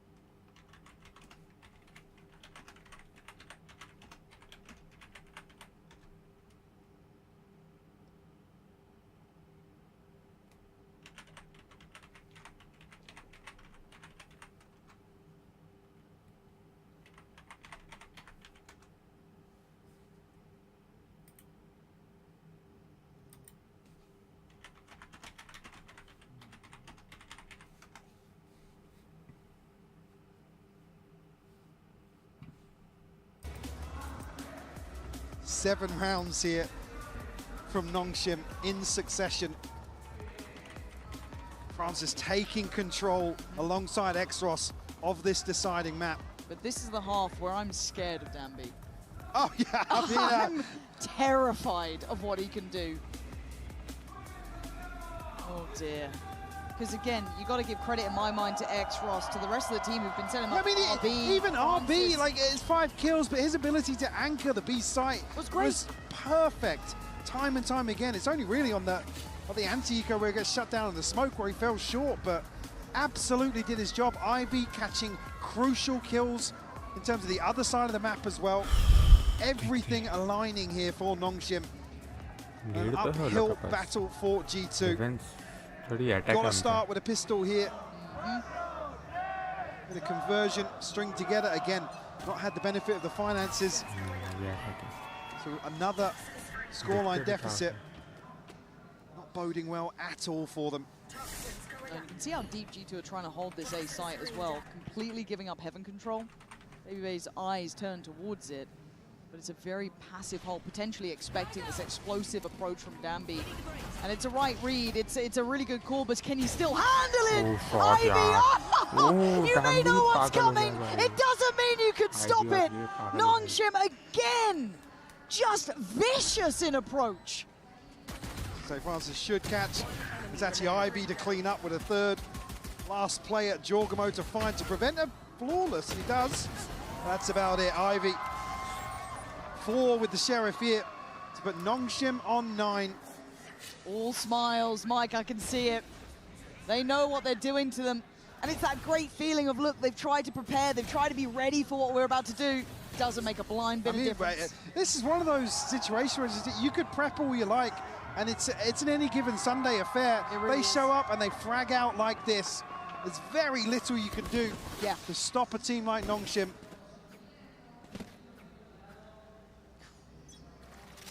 Buys in pretty G2. I was going to say frugal on the side of Nongshim, but you're right. Buckies and Stingers. Can Nongshim identify this early enough? They haven't really relented, Nongshim. They don't really care. It's Valin trying to put up a bit of a fight here. Denies the first, and actually Leaf on the follow-up. That's better. Danby's the one to at least get it back in towards some sort of safety, recover the Bulldog, and then maybe get the plant back on board. That is a great now Ivy's got it, yeah. Okay, but again, 4v3. Nice approach on the site. Good trade for Leaf. They're chipping away at them, and they have the numbers game here. But it's down to the rifles. That's the scary part. Stingers on the other side. A Bucky with Leaf. A wide swing. Putting Ivy on notice. Oh my God, he's trying to play the time. Oh, what is that shot? And he's got to do it again. Trent's got him dead. Not done yet, G2. Holy hell. Ivy just stood there with a snake bite in hand. Trying to play the timing, but Trent on the cleanup. The investment here from G2 pays off. Leaf with a great catch. With just a classic, I believe. Lovely little reveal with it too. Okay. Yes! I mean, let's go. It was pretty much on the line in that round, it felt like.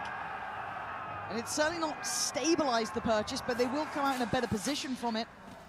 I'm seeing a hero rifle with Ivy. The hero Bucky. Oh, no. RB fancying a bit of that. Why not? Give it a go. You got a couple rounds to play with, not too many. If they can keep G2 under the thumb, that is going to be an issue. Prowler going to find deep contact. And it is all deep on B main right now. The orb should be fairly indicative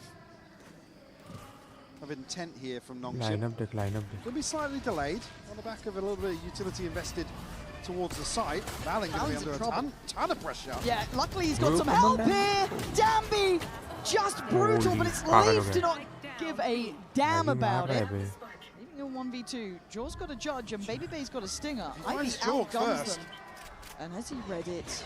Oh, he's got no idea. None the wiser. Bait and switch off the audio is beautiful from G2, Lauren. That's that synergy we want to be seeing. They've weathered the first real hurdle there, but the buy's back in for Nongshim. Leaf just one away from the pit now. It's revealed. Huge reveal, yeah. They have been exceptionally good. Oh, thank God for Leaf there, though. This year it looked like Danby was going to string together a couple. He's back on the judge again. Shocker. See on the other side, Ivy already with the pit in hand. Chance to set Danby in motion. Not that he needs a pit to really shine with the judge, but Valin's been under a ton of pressure previously, and that's not going to let up just yet, but stands up here. Yeah, incredible work actually to be able to deal with that front line. Yes, we'll get traded out, but he's still done good damage and give them a numbers game to the good. Player up, giving X-Ross, RB and Francis trying to brute force this B site again. No flank, no lurk. It's all very direct in approach here. G2's patience gonna put Nongshim under pressure. Francis, sharp today. Gonna get an opportunity on Baby Bay, but it's RB to get absolutely bamboozled. Leaf for the Punisher, G2 bringing it back now. Lead hai, but up to 7. You're within 2 very quickly here. And a chance, finally, what it feels like since map 1, to stabilize the finances. Danby just, I mean, even Valin on the retreat there, it's still a beautiful catch. Yeah, looking a little linear in terms of the approach early on here for Nongshim. Let's go! G2 win out massively in terms of the tempo, in terms of stripping away maybe some of that confidence on the side of Nongshim. First ult cycle, we talked about the pit being available on both sides now. Nightfall for Trent, Valen just one away from the divide. Danby already has his in hand. Actually, Exros also just one away from the Nightfall. Now top of the board for Nongshim, by the way. Yeah, no, which is brilliant to see. He has been certainly in contention the whole time with Francis, those two going back and forth. But I'd like to see some depth to Nongshim here. As I said, it felt way too direct, almost too stubborn to give up on that B approach. Maybe relying on winning out these engagements, because the first half was pretty one-sided in terms of the firefighting at least. But I mean, G2 should read this as an adjustment towards mid or A. Whether or not there's a plan in place to capitalize outside B, we'll have to wait and see. For me, though, I want to put a lot of credit towards Valen in this, considering he's been dealing with that majority of that B hit. He's done really well. Don't get me wrong, Trent's been great with the reveals and support too. Similar to what we're talking about with RB in the first half, right? Yes. Get a kill, slow it down a little bit. And it is the correct read so far, at least for the strong side of the map for G2. Both sides actually covered here. The mid going to be covered by the pit of Leaf, and they're well equipped to handle this adjustment, the audible call towards A. Slowing down Danby, quite literally. Something they can bank on. I don't think the Prowler connected to either player close by as well. This is not good, though. No, they've slipped the pit. I mean, Babyface playing deep. Feels like it's been relayed. There's a chance that this has happened. But it does cut off rotations. It does, yeah. She's very behind the wheel, but can Nongshim even identify that? They've made it through this far, and it's probably put a couple of question marks. And they're very much at the door. They are with Stingers, they are with Buckies. It's still not a great buy, but that's not really stopped them yet. I mean, a smoke here causes major issues for Valen. And the fact that Jorgmo's on a judge and tucked into sight. Okay, can Valen once again live here? Jor doing the dance, and he is going to be coming out on top in this one, keeping them at arm's length. Trent will do the two-step with Ivy as Exros. Not able to scale in here. Very diligent from G2, very disciplined from G2. That is what the doctor ordered. Don't allow him in the door. Don't lose that discipline. Get back up to 8. Valen to shine once more.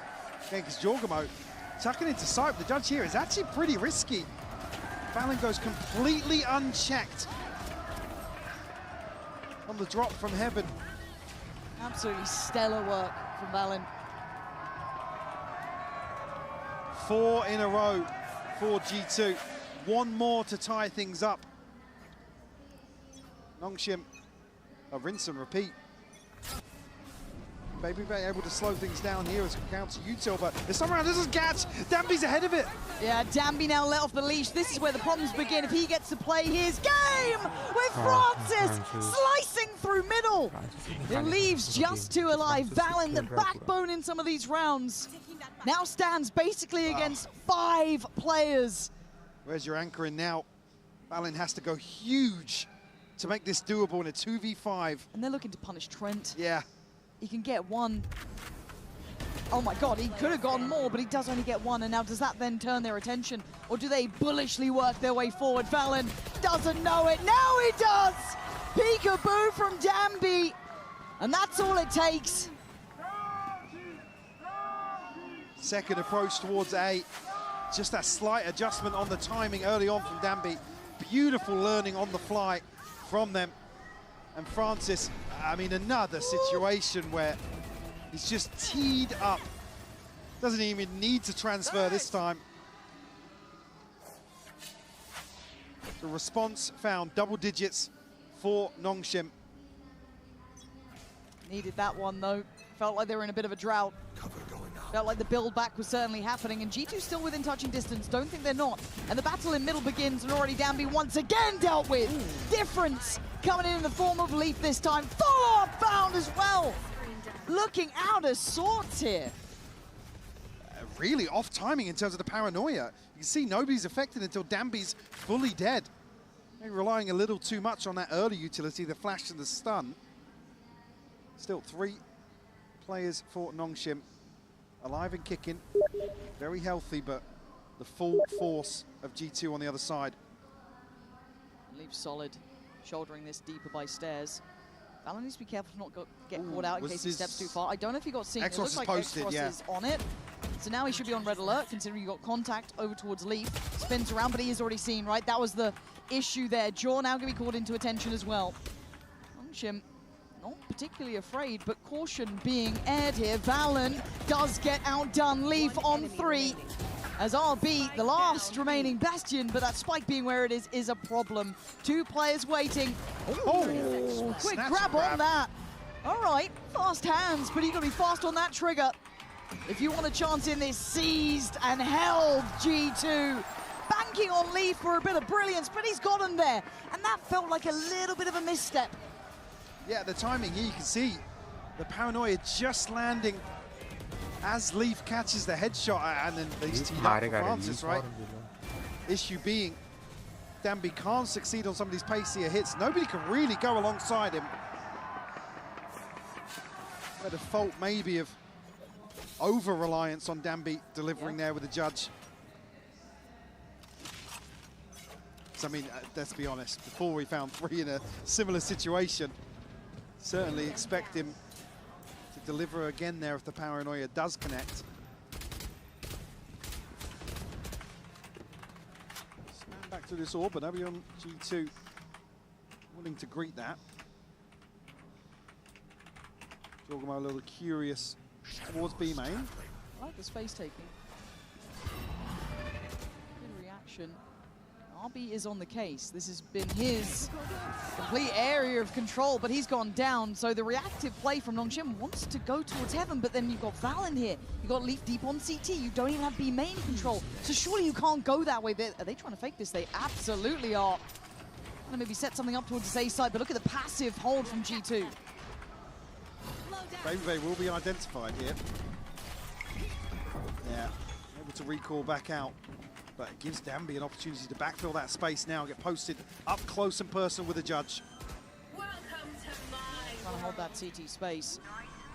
Here come all the ults, putting everything on the line. They look for the fight back through CT, but they flood out through heaven. This is nice. But they still need to clear the pit. Baby Bay going to be put to work here. Can he find him in time? Leaf's got 1. Baby Bay brilliant, clearing out, but Danby back into the case, back into action, back doing work. Diffuse is going to be perfectly fine in the end. Numbers sitting secure for G2, who've made it back up all even. Instantaneous response here from G2. No hesitation about the plan. The Divide just cutting off the backside of this pit. Not even sure how those first 2 kills even came to be. Yeah.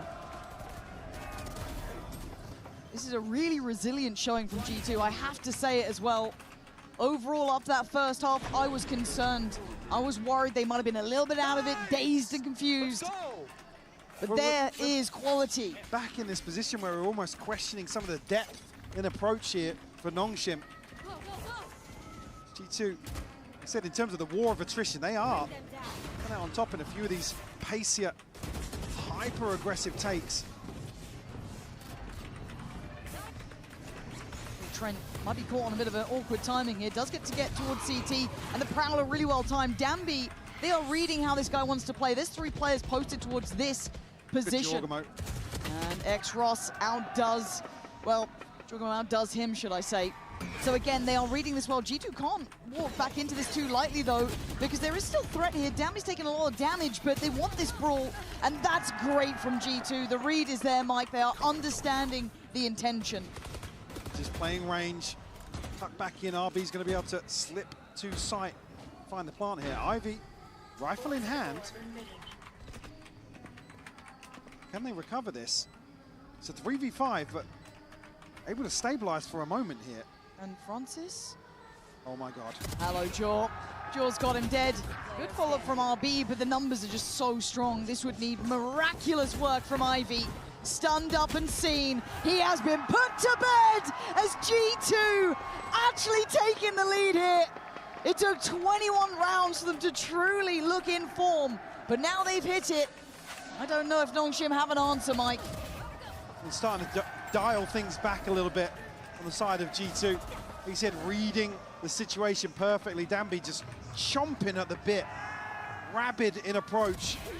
Try and make that Bucky work. That's 3 rounds in a row now for G2. Couple of ultimates now online.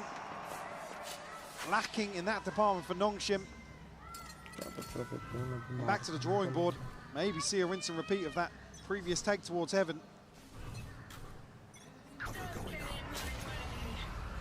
Oh, it should be in now. Do you full send it into a pit? Leave. Oh!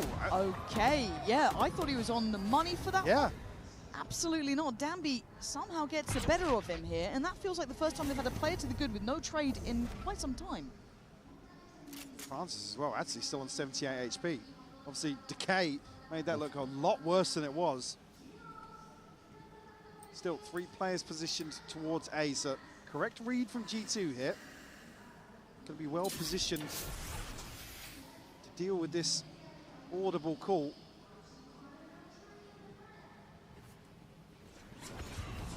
Right place. They're going to give up the site. This is the exchange that almost is agreed upon, but Baby Bay vulnerable, still wins the fight. Ivy looking to trade it back in, but he can't deal with the pressure. Ult comes down on top, and they're going to try and shut down on one of them. It's Ivy to fall. G2 with a vice-like grip, trying to claw back into this round. Oh my God! Danby, what is that? And now just Jaw, who was so far away from this, having to slowly work his way back over. And it felt like a break. It felt like a breath of fresh air. But Jorgamo, I don't think you're going to get past Francis. You can't!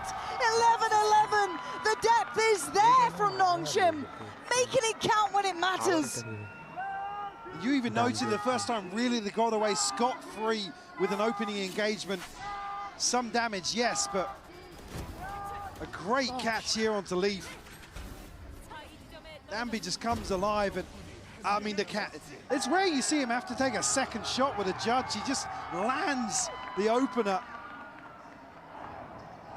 A turn of pace at the right moment in the round. Wrong for G2, but yeah. Timeout. Nongshim able to find a response. Last timeout here for G2, ahead of round 23. In terms of ults here, a little off kilter for both teams. Jorgamo still sitting on his, and RB on the other side.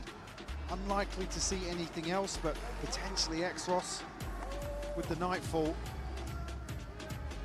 And what's the next steps for Nongshim? Well, that's the thing, because it doesn't feel consistent. No, it doesn't. No, they've kind of found a little value now on both sides of the map, but it's not felt comfortable. No, and it doesn't feel like you can repeat those steps every time. And G2 have looked better in the reads as well, coming out of some of these timeouts, this one being theirs, but in terms of where Nongshim have switched things up, hasn't amounted to more than 3 rounds in the second half. And of course, we got headphones. Jorgamo again? Again? Has he been at this before? Historically, Jorgamo. I mean, true. Yeah. We need to get a tally going.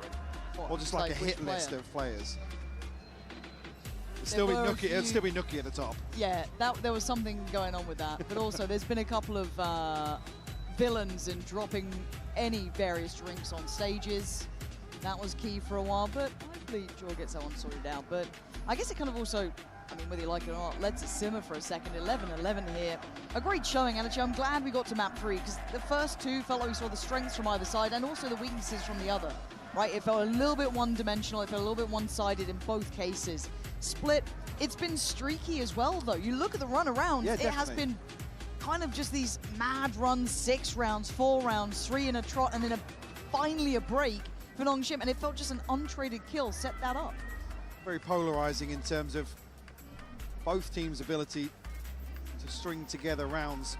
But for me, to ask G2 to string together another, I mean, they got the ball rolling. Like I said, it was only, what, a 4-player stack in that last round of Corrode. And in Eco, just Sheriffs. Unfortunately, G2 feed into it. Other than that, they've done the hard work in terms of getting back in control of that map. They've absolutely done that once more here. Obviously, tied up 11 apiece, but 7-3 on the second half for G2. In my eyes, done the hard work once more. Yeah. Does he need help? Oh, there we are. Are you okay? It looks like a replacement of the earbuds itself, yeah. Okay. Well, fascinating stuff. Yeah, this is going to take a second or two, potentially. So let's get some insight into the double duelist meta and how NRG are going against the grain. Jog him out. Out here in net. Get the transfer. Nice. Hey, what the was that? Double duelists have been dominant in Santiago. The double duelist, chief duelist, double duelist, double duelist. The 1-2 punch of space-making agents and a defensive anchor have prioritized duelist-based comps more than ever. Playing against double duelists is just super stressful. What was that for G2? You can't let them do that. I think the duelists inherently have a little bit more oppressive util. Duelist utility has gotten more valuable, whereas information is harder to get because of the initiator utility nerfs. So that means either you do a lot of work to try and figure this out, or you do the simple thing and just charge people. NRG now stands to be the team going against the meta. We're playing to counter the meta, and teams have to adapt to us. There is just no way. There have been other teams in Kickoff that were trying to play this style. They're just not the 2025 World Champions. With 6 teams remaining, it is going to be an exciting, fast-paced playoff stage. 저는 한 명밖에 안 죽은 줄 알았는데 2명이 죽었더라고. 그래가지고 이제. And I personally can't wait to see who comes out on top. Great point, me. Massive insight. Love what I'm saying. So, apply that to this series then. What are we looking at here? That's a different day rate, Michael. Okay. Sorry, we can't be doing that here. Hopefully all is resolved. I'm seeing headphones back on. It looks like we are pretty much good to go. Still a lower third. Yeah, I'm standing up. I couldn't see it. I sat down, all right. But I think coming back to that initial discussion we're having, even coming into this map, Nongshim are just one of the examples that really runs away with this sort of play style. And there's very, like we've said it a number of times in this series, very little you can do once they get the ball rolling. And outside of maybe exploring some changes, in particular G2 on the side of, you know, experimenting with the veto, there's other things that potentially would really cause issues for a team like Nongshim. See, they haven't really seen that apparent here, but look what we do for the rest of Santiago. Saw Jorgamo just toying with the idea of an operator there. Yeah, did he? He's gone for the Vandal for now. 5 more seconds to make up his mind. I think. Look at the mid start though, coming out from G2 as well. Are they expecting presence down here? They're going to put bodies behind it, but you can see that this is a late look back. So this could be again a bit of a brawl here. Danby not too far away, and Babybait does have backup. There is a squad, there is a firing squad, and Danby's taking damage. Oh, it's lovely! Baited into the swing, and the punish comes in. Oh my God, RB. You are mad. You are absolutely mad for that one. And it looks all out of sorts, Nongshim looking shaky in this. Another round where G2 just run away right out of the timeout. Beautiful read and a catch in mid. Now Leaf set up here with a shorty. It should be 12. Leaf, right place, right time, and a dose of their own medicine. 2 quick kills, handling the pressure in middle, and you saw that bait in action, the swing on it, and then just standing top middle. Jorgamo with a smile on his face saying, yeah, good luck getting Babybait. We're here ready. Even here, see Ivy trying to catch the backside of this towards A, but it amounts to absolutely nothing. G2 looking to seal the deal here. Series point. Stingers in hand for Danby and RB. A couple of these pace changes just not landing for Nongshim. And well, solution being stick an extra body here. Couldn't do it with 4, let's try it with 5. And Danby gonna be sent in towards those vents. They've re-cleared over towards B main as a kind of exchange of space for G2, so they can post Trent up towards this, keep it on a bit of a deeper line, so if they do come back this way, which they are, it could either be an early warning signal or the downfall of Nongshim. What can Trent do about this? They can't identify him early. No tools for it, really. No. Ooh, but a shot like that will do the job. Does this open up enough? Valiant has been magic though at dealing with this, right? He's always good for one. It feels like he gets a number up here. That's the ult for Exros though. A couple of key tools now, but look at Ivy as well. This could be everything they dreamed of. Danby trying to identify the players on the site. They've got him dead to rights. Danby doing magic work here for Nongshim.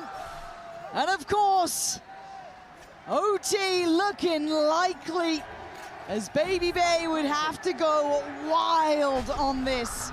And Danby, oh my God, he's deleted. Go on, Baby Bay. Let's see what you've got for us. He's put him on notice. He's put him on notice! Oh my God! You were so late to the party, but you made it there eventually. God damn! Ivy toying with the timing here. Allowing Baby Bay to isolate 2 1v1s. Francis, though, that shot Jesus. To remove Trent from the matter. Look at this. Another situation, but Valin gets 2 again, by the way. He's a miracle worker, that man. It shouldn't have been that close, but Baby Bay put, like, and again, if you're Baby, I don't blame you for not expecting him to swing from there. Ivy's way off in terms of the timing here. Like I said, I think he's almost expecting a swing from maybe boxes or hell, but yeah, thank God for that. It's only Baby Bay second guessing that allows Nongshim to force overtime here on the decider. Split, always the one to deliver in this situation. I am seeing an empty chair on the stage, so I think we can read into that player needs a moment. But beyond that, this is starting to heat up now, right? We're getting into OT, we're getting into a real thick of things. I genuinely thought Nongshim were kind of out of this one. I thought the G2 had it right. And I think they did too, to a degree. You look at how sporadic the rounds were coming in. This feels like a lifeline. And if that's enough to create a spark, I'm a bit worried for G2. This team, I'm still not sure about how they handle pressure. We're going to take a look at some less serious moments that have happened in Santiago so far. Get that shot done soon, mate. Oh. I killed him accidentally. I wasn't supposed to kill him. A decent start here. Yeah, they get the Molly missile. Oh, when he just walks forward and falls off. What was going through my head when I fell off the map? Honestly, I was like, I fell off the map. I fell off the map, bro. Backside, guys. I fell off the map. There you go. Soto brings it back to the grave. Swing out the 저가 저지르고 이제 나머지 다 잡고 엑스로스한테 이제 좀 흥분하는 모습을 보였는데 정한이가 이때 엑스로스가 이때 너무 웃기게 저도 같이 웃었던 것 같습니다. Does he have the clutch? Boom. He locks. Sit down, easy. Dead. Boom! Everyone stood up. I couldn't even stand up at this moment because I'm telling you, I had to pee so bad, bro. I remember like reading some science about like peeing and performing, like you unlock a new level. I don't think I've ever expected to have to discuss the theory of having to pee while performing, but thank you for the end of that one, I guess. What do you think the impact here is of that? Well, the tempo. He looks a lot refreshed. more calm. Yeah, a lot less pressure. Now, so actually, holding the stomach a little bit there. No, it's not good for you to be doing it. So maybe we see why Trent lost that fight. Maybe that was it. Just got going. Pressure started to build for him. Yeah. Now, calm. What is my job some days, honestly? It's not going in the highlight reel, guys. Absolutely I'm sure you'll not. be throwing to that again in a couple of days. I swear we have more other insight. casters. More Michael, insight we need from to get you on please. any of these, please. Features? Can we? Anyone else? I can't. Let's do a tech pause. SOT next. Brilliant, because we won't be in that one. No, of course not. Never us. Well, thank you for your patience if you are playing it along at home. We do appreciate it. Obviously, if a player needs to run off stage, they need to run off stage. Is what it is. Funny enough, we are all human. How bizarre. But let's bring up... yeah, apparently he's something a little different. Let's refocus here. At 12 apiece, map 3. Nongshim up against G2. And they are showing some real wherewithal on the Nongshim side. I thought they were toast, if I'm honest, in that second half. They are certainly not. They've dragged it back. And G2 have to once again pull themselves back together. Turn of pace here for Nongshim. Looking to pressure right towards this extremity here. Leaf shut down. Trent found as well. More aggression on the side of Nongshim will spur on Babybay elsewhere. Nice. Big hit from Babybay though, but that was bloodthirsty on the other side of the map, but they've got a little window of opportunity. Jaw caught off guard a little bit by CT, expects to swing from heaven. Not there yet. Oh my God, this is bold work. Francis has been filthy, and he is patient on this in case someone tried to swing. It's not to be. Looking at the options here, Valen shut down as well. Nongshim just hitting hard after that. Going into OT, they have absolutely sent a message. We have no fear and we will fight you on every front. Ray looking for something outside the smoke here, but nobody to greet him. Nongshim just letting this clock run down, force Babybay a little further forwards. He was close before, but this is so difficult with these numbers, man.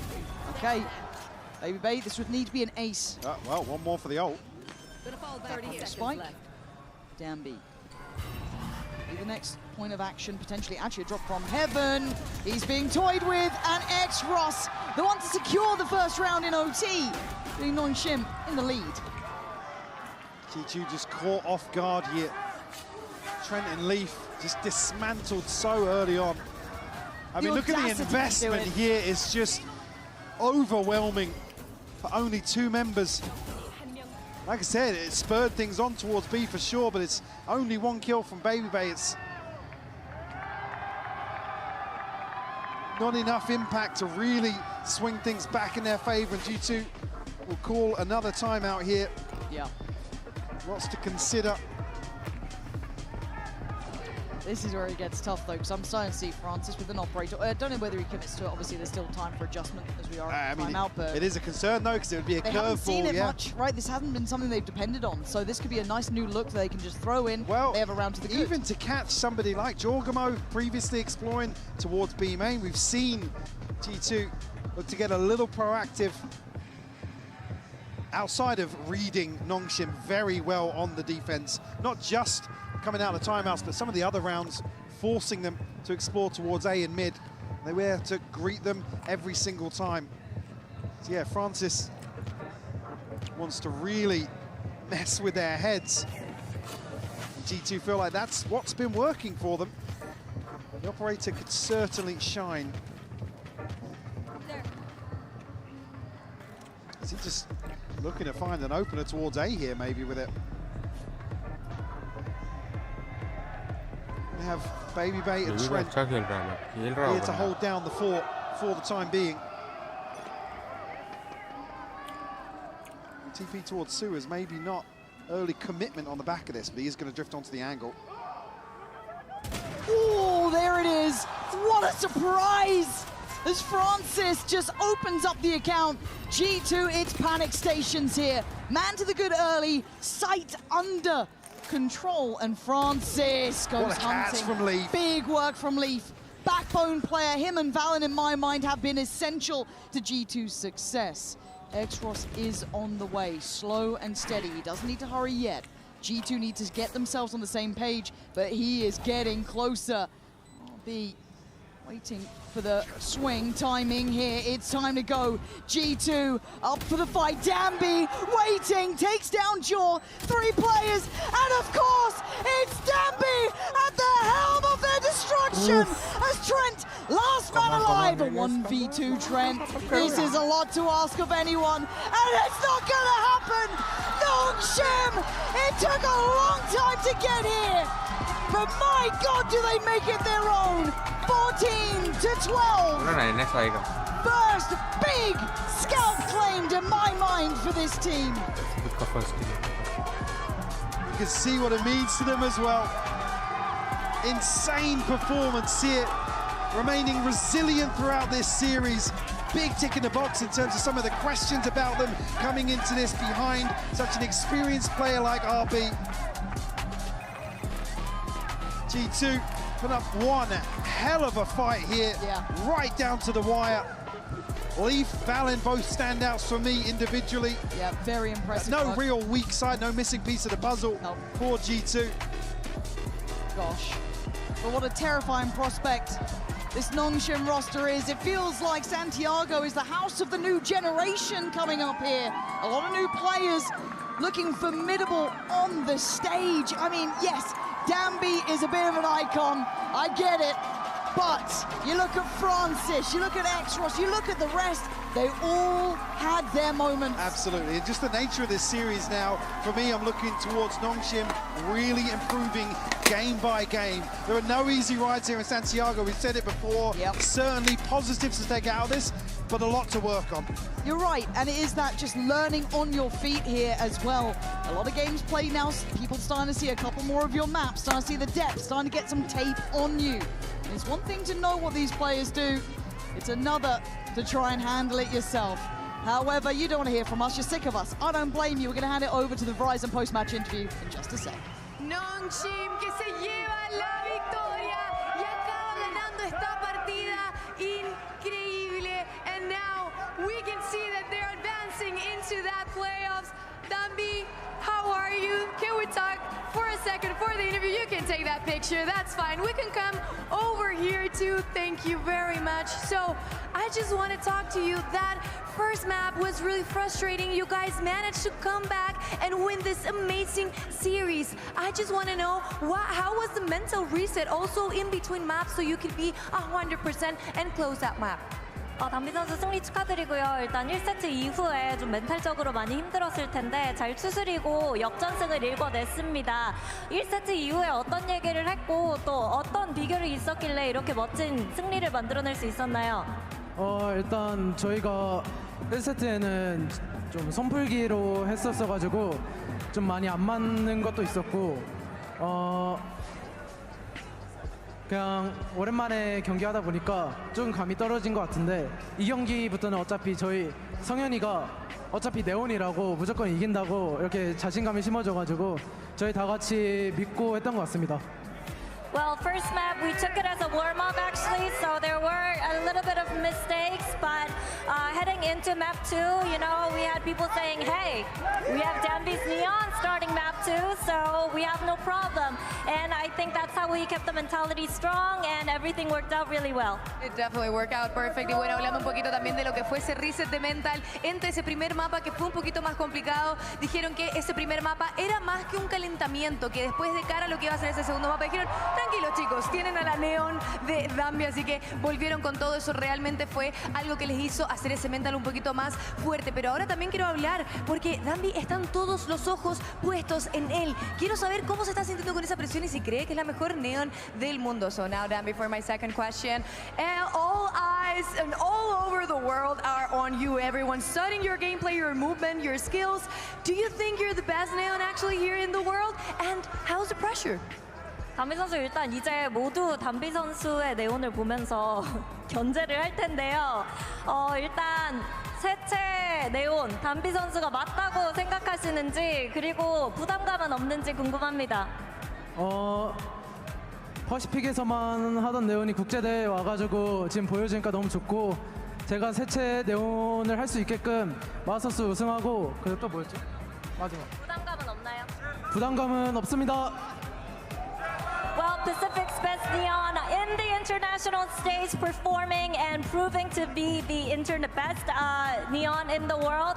But shout out to my teammates for making me into the best Neon in the world, and also no pressure. Okay, so he's saying that he's the best Neon in the world, actually. Y bueno, comenta de que Danby efectivamente se siente como el mejor Neon de todo el mundo y le da las gracias también a todo su equipo por hacerlo así, por hacerlo de esa manera y por apoyarlo. Danby, do you have some words? 하고 싶은 말이 있을까요? Gracias, Chile! Eso es todo lo que tenemos por la entrevista. That's all we have for the interview. But just stay here. We have an amazing match coming now. Paper Rex against NRG. Let's see who's gonna win.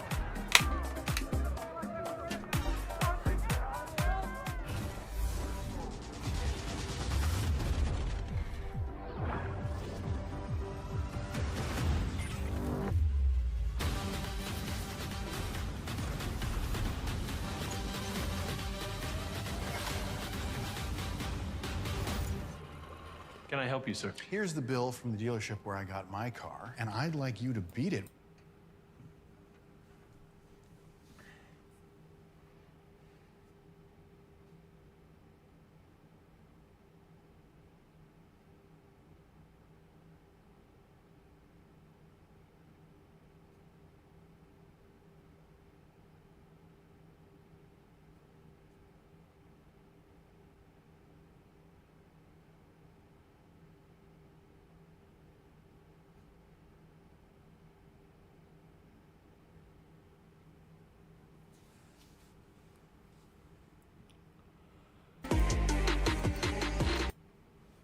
ये अभी वाला match मेरा favourite match है guys, देखते उसमें क्या होता है।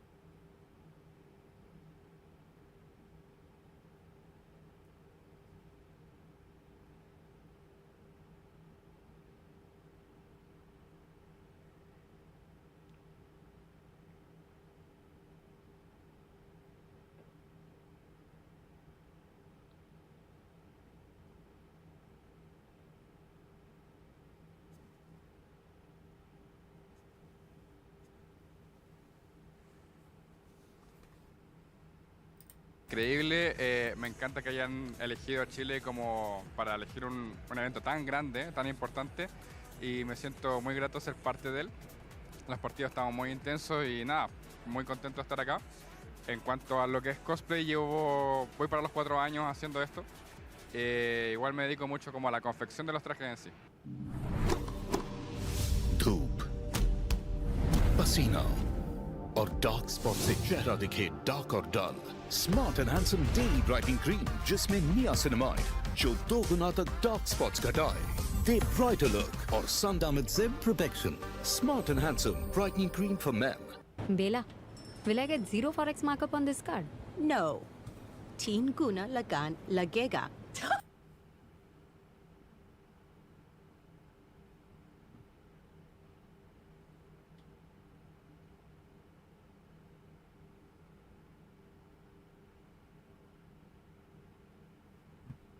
Como hace ya 10 años.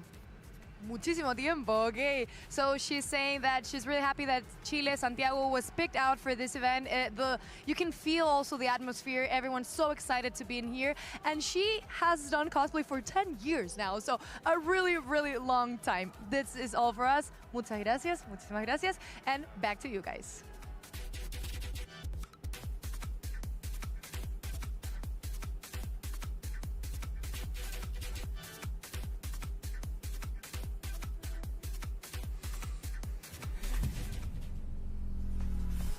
Gio's definitely a little more quiet, but we've definitely gotten more out of him since he joined the team, so he's definitely integrated very well.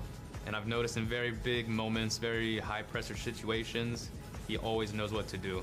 Whether he makes his own call for the team or makes an individual play that's just very unexpected, he's always right. So he's always a high pressure game player. That's what we look for. We look for really good balance in the team. Straight up mid, BBL determined to use strength in numbers, but Marta's tucked in Mail. And he'll follow them. What a timing! Krevin dealt with, but now Marta's been revealed. Back in the mid he goes. Behind that relay bolt. Just overwhelmed by the numbers, has to get away, but Kiko on high! And that might be enough!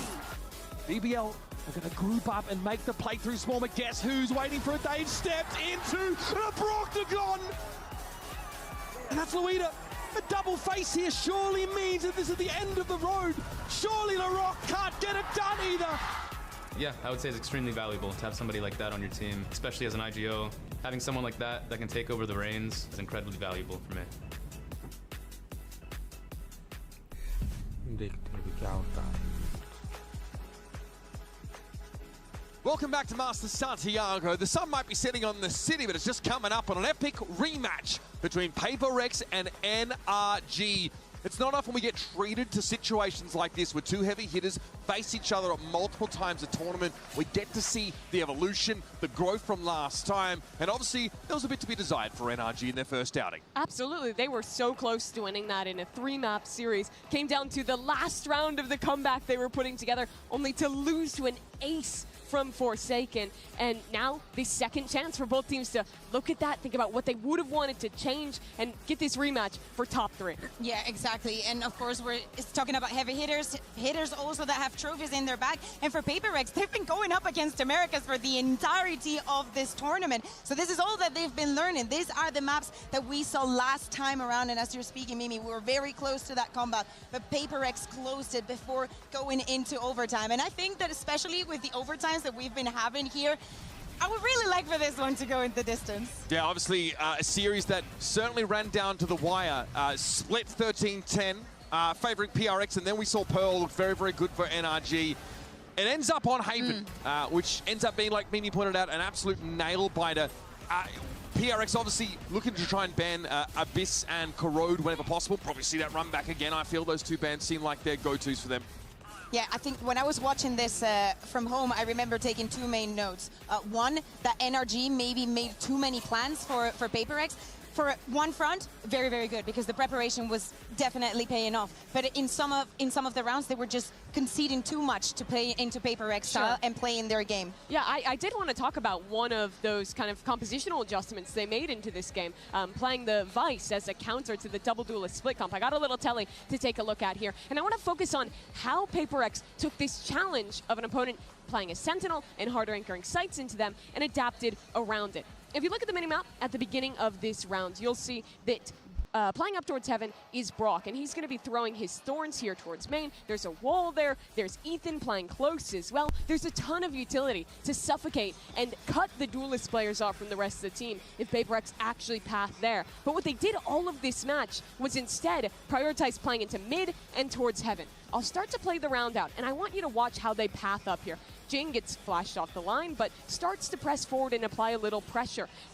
On the default version of this execute, even if you're going into sight, you'll often see this molly go down to stop players from flooding in. But the twist is that Forsaken is teleporting into his teammate's own molly up towards Heaven. And where it's normally this raise where you can take that fight against the Boombot, instead, Forsaken completely goes unexpected, gets that kill in Heaven. But there's more than just that. After getting this into an even 4-on-4, Paper Rex still don't rush to take the fight into sight. Instead, throwing a smoke here, they recognize that they can pinch into this site instead, and then as a second phase deal with these anchors. And again, it takes NRG a bit by surprise. You see them setting up and starting to contact towards spawn, and as there's so many things that Ethan has to worry about there, he gets picked off by Divide, and then into this site. It's just a matter of trading out for Paper Rex to get the win. That's just one example, but I think across this map as a whole, Paper Rex showed an excellent job at quickly adapting to the different util patterns shown to them and having a new approach and new pathing to continue to set an opponent that was so well prepped for them off guard. Forsaken TPing into his own teammate's molly is a crazy way to break conditioning. It's that level of creativity and inspiration that they just pull off at the drop of a hat. It is wild. PRX, obviously, since then, taught Furia a lesson for picking them, of course, as their playoffs opponent. There's a close map on Haven that they lost, but then they dominated Breeze and Split with Something and Jing, both in fine form. They're the names that come up every time I want to talk about this team, but they are continuing to deliver. I think that actually now they are delivering. When I was watching in the Swiss stage, I'm a big Something fan. I've always enjoyed it, even when he was playing Operator with the Gecko. That is something that I've always get to enjoy. But in the Swiss stage, they weren't really there. To me, the other note that I didn't get to say was that Envy was the truth. Absolutely demolishing and carrying them in some of those rounds, as well as Forsaken. But the form that they're finding here, Jing even playing on this Omen and shutting down Furia, they were exhausting them. When they got onto the third map on that last half, they just didn't have anything else to do. And as you can see here, the numbers tell the story. Yeah, the first time these teams played, what impresses me isn't just that PaperX won, but that they won while something was, I think, -14 on the day. He really underperformed by his standards. But the rest of the players, Envy, who you mentioned, Forsaken, they all stepped up big time to keep him in. It was different against Furia. They got prepped against on Haven, went down a map in that series, only for it to be a classic PaperX game of the Jing something utter takeover to decimate those next 2 maps and get the win. This is a PaperX match that has shown both the ability to play that more stylistic, very intelligent game, but also to still go back to just taking over with the individuals. Envy's been a revelation, obviously one of the more recent additions to this team. We had a chance to hear from him. He stepped aside for a time with Jen Lee. Jen here with Envy of PaperX. Now, Envy, what did you guys focus on to prevent Energy from winning this rematch? We focused on a lot of things, making the right adjustments for the things they did well against us. We're going to make sure like those things won't happen again, and we're going to make sure we win again. Just one more question. Are people putting some respect on your name now? Maybe if we win against Energy, more people will, so I hope so. Thank you so much, and best of luck. Thank you. I mean, that's crazy. People are loving Envy. He means again? He's already won. I saw a tweet basically saying he wouldn't be able to make it today because he has a schedule clash with the Santiago GOAT exhibit. So I think a lot of people are cottoning on that this guy might well be the truth. Let's cross over to NRG, though, because these guys got beaten black and blue against BBL. They managed to emerge in that series victorious, but it went to an overtime nail-biter on Split thanks to some absurd clutch moments from both sides. And as Mimi's alluded to over the last couple of days, a little bit of throwing in some crucial rounds. It's about as close as it gets between these two in the end. From both sides, though, that's how these overtimes go. NRG, I'll tell you, is the most resilient team in this tournament. They have had to rely on comebacks nearly in the PaperX series, only getting shut down by that ace. And here again, against BBL, they throw a 4v2 of their own, go back, win a 2v4 in reply, have huge clutch rounds, and throughout that, still have Ethan coming up with the correct adaptations under extreme pressure. That's what this kind of experience brings to you. Ethan had a monster performance on Split, and he has an opportunity here. If he can make top 3 winning this match and maybe go on to win another trophy, I think he would overtake Chronicle as the winningest player in Valorant, would tie him with 3 trophies, would match the back-to-back achievements, and would have 2 Champions trophies to boot. It's time, guys, for a 1v1 showdown in Skirmish 4. Side select. This one is a duel between Something and Mada. A matchup that promises to be spicy. 2 of your highest flyers in the world of Valorant here. Battling it out, of course, at a first to 5. We're seeing the players here. Something, actually, the player that we're seeing is finding his form now for Mada. He had a stellar performance in the first map when they went up against PaperX. I heard these guys talk some smack as well. They like to banter a little bit, so hopefully we get some of that from this little head-to-head. Yeah, it's going to be really exciting to watch these guys. Both so impressive mechanically in their own right, and were excellent in that first match between them. I'm really interested as we get ready for the map veto after we find out who wins this skirmish to see who wants to make changes. Does one of these teams want to take a risk and change a ban, try and push it in a different direction and throw something off? Because there are some kind of equal ground for both teams where we haven't seen a ton from them this event. And if I'm NRG, I definitely would be trying to think if there is a map I can change up and get something interesting into the pool here. I think that is very weird that we get a rematch and we see the exact same maps, because as you're saying, especially within the tournament, you see some flaws in the opponent, maybe some different routes that you would have liked to take, and also you do not want to be so obvious.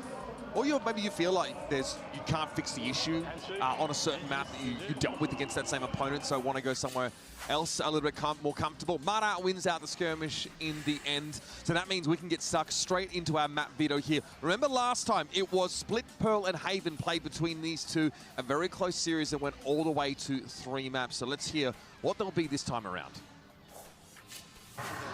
Hey everybody, we're going to start the map select process. NRG, you won the skirmish, so are you Team A or Team B? Team A.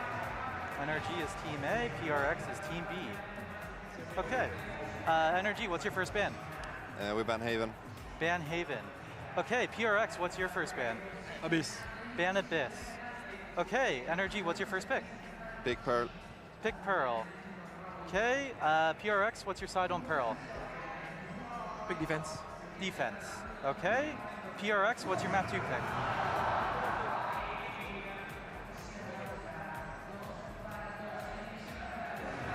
Pick bind. Pick bind. Okay. Energy, what's your side on bind? Attack on bind. Attack. Okay, Energy, what's your next ban?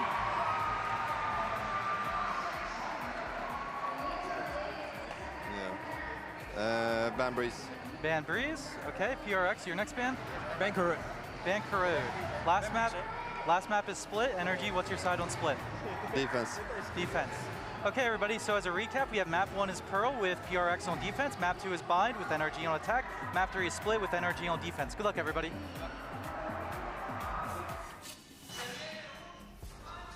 So 2 out of 3 of the maps the same in this series. So one thing that stuck out to me is instantly NRG are banning Haven.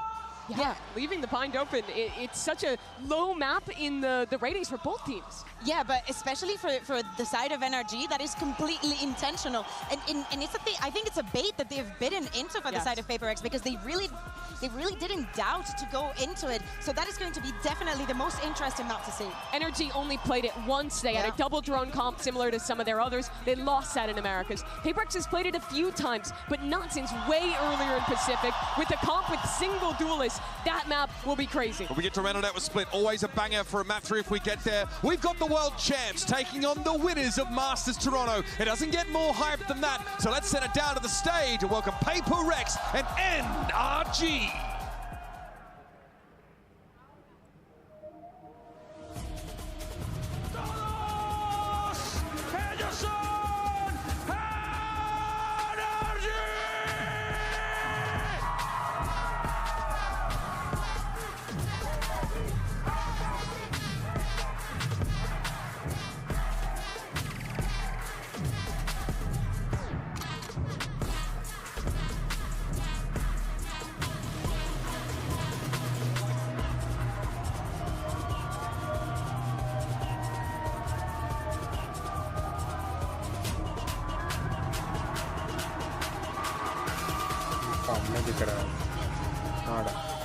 Santiago, ruido para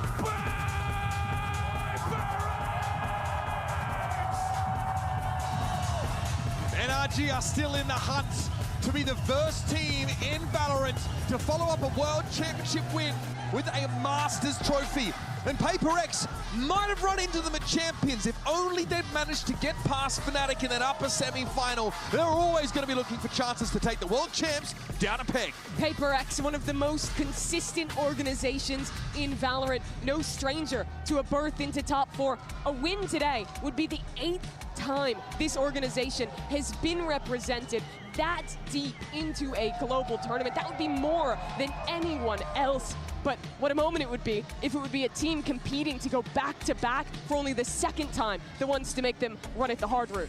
And ever since this meta started, everybody has said this favors PaperX the most. This is the best chance that they have to have a clean win here at Masters. And as we said, they've been playing against the Americas teams the entirety of the tournament. Still want to think about that first map, that Pearl, and how things faced around for NRG versus BBL. How well prepared they were to deal with the aggression. How incredibly fast they were with the double drone and whatnot. Also, having a bit more time to face up and prepare against PaperX, because do not forget, at the end of the day, they had like only a few hours to get this match ready. Yeah, NRG is trying to sell themselves as the anti-meta team, the ones staying away from double duelists, picking into double drone compositions, intentionally trying to shut down teams like PaperX. They were so successful on it against BBL.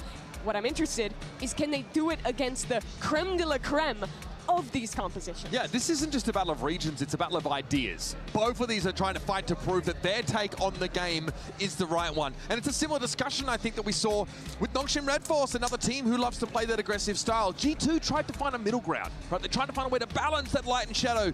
No, NRG want to counter this comp. They want to be the one that answers the questions that PaperX asks so instinctively of their opponents. They certainly do. The pressure as well, definitely big in a match like this, but these two teams both so experienced, so many times that they've met at this kind of stage in a tournament. you got to look to some of those new players on both sides. Kiko and Envy stepping in a direct parallel, I think, in replacing big shoes, but immediately performing and integrating, not just into what the team was, but adding to make them something better. Yeah, we just saw a very explosive duelist taken onto the stage, and I think that Mara will have to feel in the shoes just as Tambi was doing it earlier today. I think that there's going to be not a lot of pressure onto him, but I love the plans that they have around him on the attack. He was completely electric the last time that they played against each other. Okay, so Eau de Pearl, we're no stranger really to seeing the Phoenix from Paper Rex on this particular map, but they've been mixing the comp up a little bit. We've seen Raise Your Vito from them. So this for me feels like Paper Rex are mixing it up and going back to It is a pretty solid change since the last time. They were playing that Vito comp. Remember that NRG had such a good prep for of how to deal with. Is this their old comp? It's not quite the same, I don't think. They've played so many comps this year on Pearl. This is not one of them. It's fresh from PRX. Something a little bit new here. Can't wait to see how this plays out. You're right, last time it was Raise Your Vito, which even for PRX standards was pretty wacky. You already know this match is going to be an absolute doozy, so without further ado, let's hand it over to Achilleos and Paper Thin. Oh boy, here we are. Paper X is going to be rematching against NRG. Uber was talking about it, the current reigning champions versus the winners of Masters Toronto, looking for that slot forward into that upper final. This one is going to be bloody. Absolutely. I mean, the last match was back and forth the whole way through, came down to the wire, came down to another Forsaken ace closer. And for Paper Rex, they have been condemned to fight the Americas here in Master Santiago. Can NRG get their revenge? I don't know, but this Pearl ought to be interesting with Paper Rex going back to something that's a little more oldish comfort, not quite what they usually play because it was a Jet in the mix instead of a Yoru, but that's the only difference to Jet in the mix. KJ also in there. Sometimes, but they have run it with Vice. So it is a bit of a change up. Let's see if that catches NRG off guard as Envy. Peek in towards A main. He's going to be scaling aggressively as, once again, back to their old ways. Just going to be playing Orb Collector here for Jing. Trying to get those run it backs on as quickly as possible. But while they push their way out into this position, they have left the A site completely open for this four-man push from NRG. Yeah, I like the ring around the rosy here from NRG. This is a pretty good read, knowing that that A orb is always going to be under contention with this Phoenix in the mix. So see if they can take the space, but they're second guessing themselves here.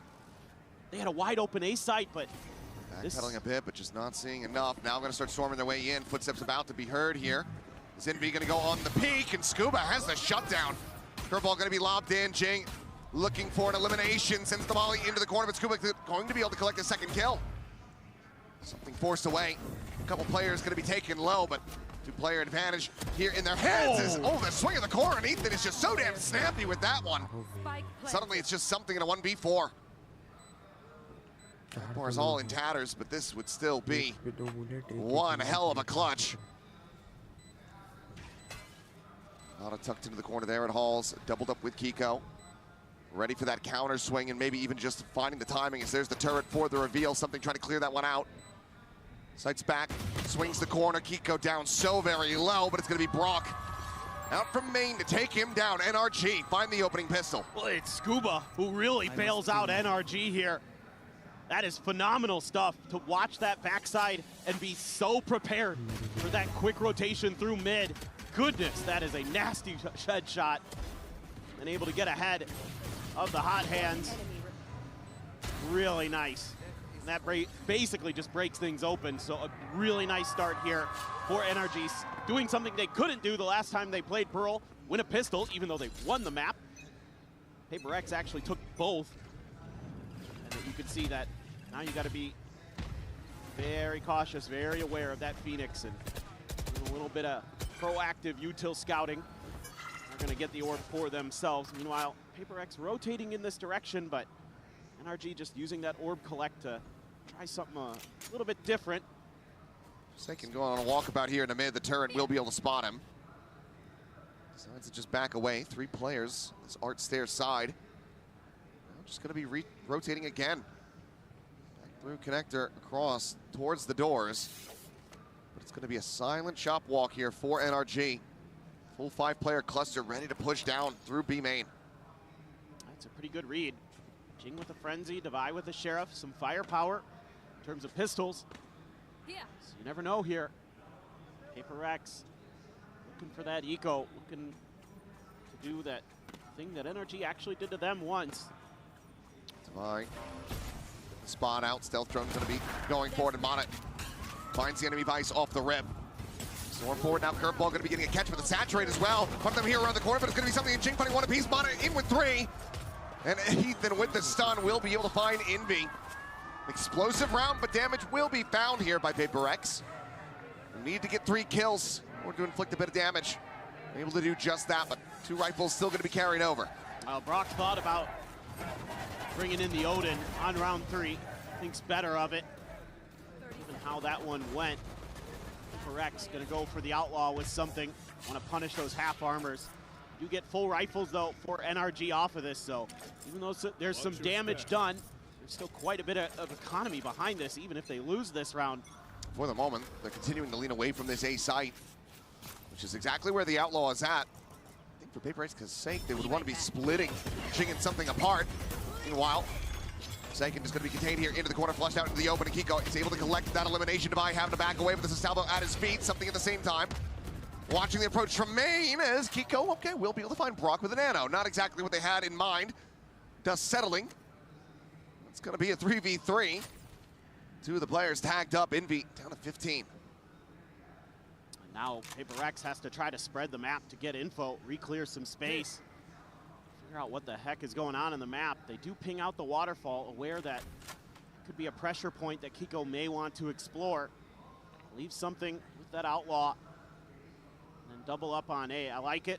So, you know, something probably good for at least 1 with that Outlaw. Back out.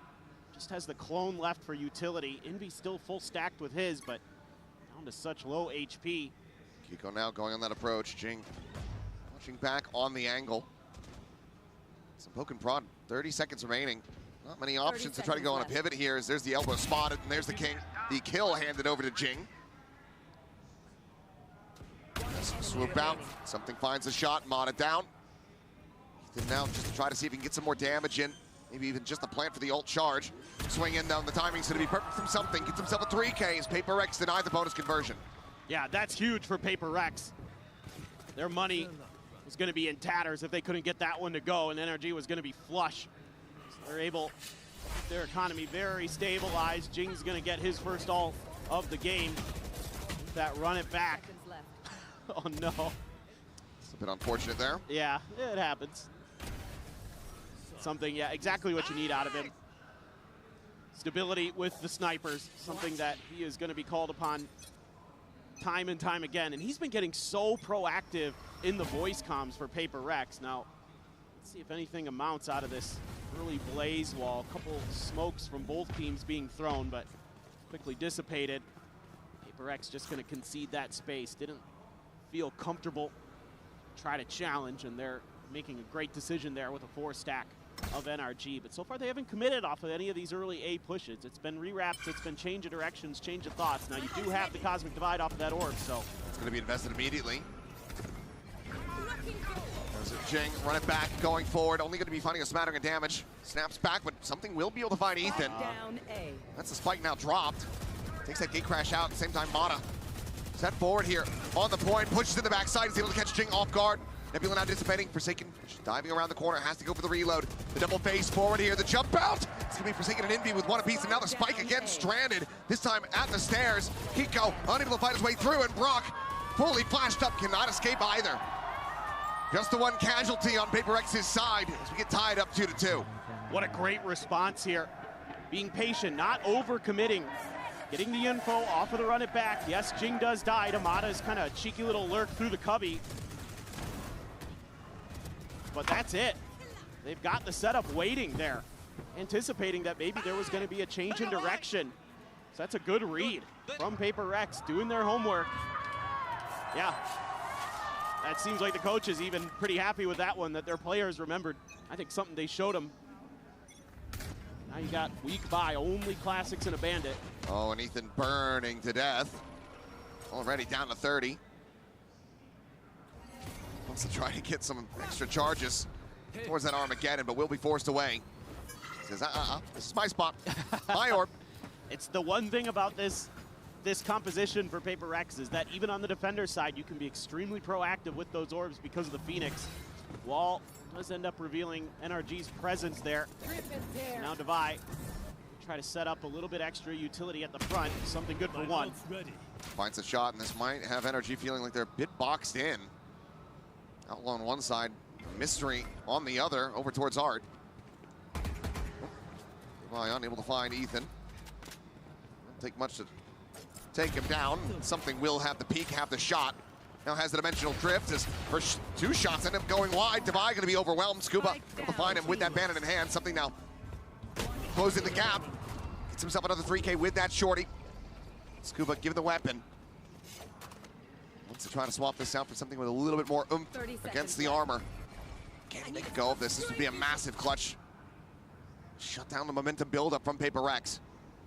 Be around the corner with that Odin at the ready. Does he just open up the spray? The answer is going to be yes. He does not connect with Scuba. Able to find the headshot on the Jing. This would be an ace clutch if he could pull it off, but he's getting whittled away at. The smoke falling. Then Forsaken will deny him the opportunity. Paper Rex now in the lead. Yeah, it's really nice to see something having some success with those snipers. If he can heat up, you have to feel like this Paper Rex team is destined for great things. He's been struggling at times throughout this year, and I watched a quick little interview with him and Wendler, or not an interview, but a little kind of candid camera moment. And Wendler was just saying, your time will come. I love the way you're getting active in the comms. You're calling rounds. You're calling some of our rounds that close out maps for us. Keep that up, and your play will come eventually. You're just too good. Let's see if he can continue the momentum there. Back off some of the players this time around. That back and forth for this A long control. Paper Rex has had some good ideas for it, keeping arc control. And it is another rewrap from NRG, so it just feels like the longer this takes, the more that Paper Rex might kind of consider swapping back to B. We've seen them be pretty good about matching the pace of the rotations. Such a wobble combo though available, that conversion paths with the Armageddon, if you can find the right setup, could just absolutely devastate the ranks of Paper Rex. That's true. From Mata for now, playing alone. Does have full armor, so not going to be an immediate risk, and yeah, he'll get tagged down to 10, but he finds the kill on the something. Go at the same time, just baiting this Viceful. We'll just go ahead and back away. Players getting clustered now over towards Shop and Club once again. Some pressure being applied from that Art side. Meanwhile, Devi looking all the way forward. He's in a very committed position. He's unable to find the elimination. Just some shots on the Ethan. Scuba down 36, but it's a 2-player advantage now for NRG. 30 seconds left. Given the tools they have for the post plant, this would almost certainly be them tying things up. Let's see if Rex can pull a rabbit out of the hat. As there's just the spam, in be dead. Quick little 2-tap though for Forsaken. Clean up 2 kills, but down to 10 HP himself. Jing going to have to do a lot of the lion's share of this heavy lifting. Molly forward into the Nebula, goes diving in. Brock able to cut him down to size. What? Forsaken though! Oh my goodness, looking for another ace clutch. He gets the 4-piece, but he cannot find the win. Steady hands there from Kiko. As NRG will tie it up 3-3. Oh my God. How's he getting that close with 10 health? I don't know. He's just touched by the heavens. I thought he had it there for a second. He was just above Kiko's head. Oh my goodness. Love the mid-round adjustment here though from NRG. The way that they're now showing different stuff off of that early long A clear into some mid-aggression. Something guides a headshot. Just using it as a bit of a bait there. I mean, the headshot finding it, Kiko down. Lockdown now, gained in death. Brock's still gonna be 1 away from a Hunter's Fury, so there's still plenty of ults to be feared here, but this time it's Forsaken with that Odin in hand, spamming through. Just finding some damage to start. Kills eluding them for the moment as Jing. Gun barrel is gonna be spotted. Mata is quickly able to collect that one as Forsaken frantically tries to backpedal, but now the Hunter's Fury is tracking him. Finds the first pulse, looking for that third. He tucks away at Flowers, doesn't get caught. Envy trying to scale forward, trying to flush out Ethan, turns his sights back over to main. Just managed to find Brock. The spike drop for a moment as Mata swings around the back. Sending out the convergent paths, but not connecting onto anyone. Armageddon now gonna be sent out, something able to avoid it. Buys them some space from that stair side, and they're going to try to scale off of this one as, yep, the wall falls and Mata collects it. Divine, however, swooping forward, not ready. The player tucked into the cubby, and now comes down to Forsaken once again. 30 seconds, they could even just pivot this one if they wanted to. 30 seconds left. Trying to get a rise out of him, trying to bait. Will be able to do so on the counter spam. Takes him even lower, another 18 health gone. A safe plant set up here for Mata. Not looking to get caught by this. As he will be the one doing the catching, swings around, finds himself the three-piece, and NRG find themselves back in the lead. Yeah, I'm pretty mad round here. Looked like maybe with that man advantage, Paper Rex gonna be able to get something done, but the read on Jing's position, Envy goes for the quick transfer, but Ethan gets the aim stabilized just a little bit faster. Yeah, there you go, that Cosmic Divide. Great timing again from Mata. In both of the Cosmic Divide rounds, he's been able to find a kill. Even though in one of them it wasn't super impactful in the long run, but now you're gonna get a timeout here for Paper Rex. Some good ideas here and there, but economy's gonna be a little bit weak for them coming into this, so they aren't gonna be able to get a full buy through. Now Brock's gonna have an Odin, which seemed like Paper Rex. You don't see the Odin in their hands too much, so something a little bit different we're seeing as well on top of the comp change. One of the things where you hit, though, looking at the Coinbase win condition, is just how many ultimates had to be invested in that round. They go into that one, they lose Kiko early, he gets the lockdown and death. They're able to gain the other four, and they had to commit all of them to barely scrape by with the round. So at the end of the day, Alex might not be balling too much, given what they were able to get out of NRG, and given that they have two more ults of their own getting ready to be cycled up.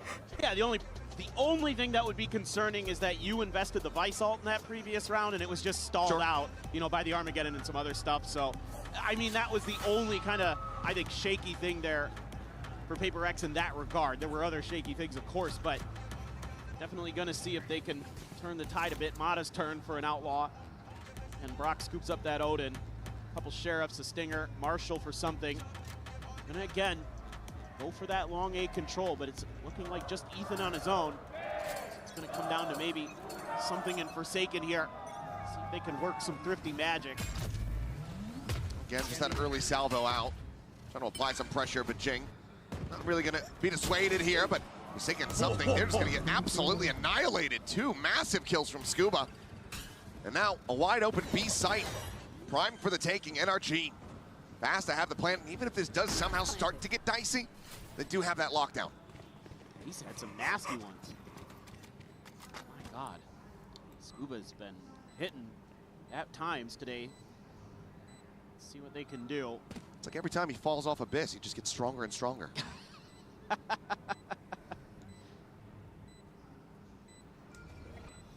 Rex just want to try to see if they can put a dent in NRG whatsoever. Cash is still not really ballooned out of control for him, given how scrappy some of these rounds have been. Well, it's a solid shot from Indy. The time is very much starting to get away from them, so trying to make an actual go of a thrifty here. Impossible from this point. He will just scoop up that Outlaw, see if he can put some more damage in, but he will not be able to be rewarded from that. So 3 players dead to the spike, and NRG now up 5-3. Yeah, just simple things now for NRG. Haven't showed any just kind of pacey, long B aggression. Filthy. Absolutely filthy, Scuba. Hitting some good ones. He's 10-4 now. Let's see. Forsaken, Envy have their ults. Kiko, like you mentioned, has that lockdown.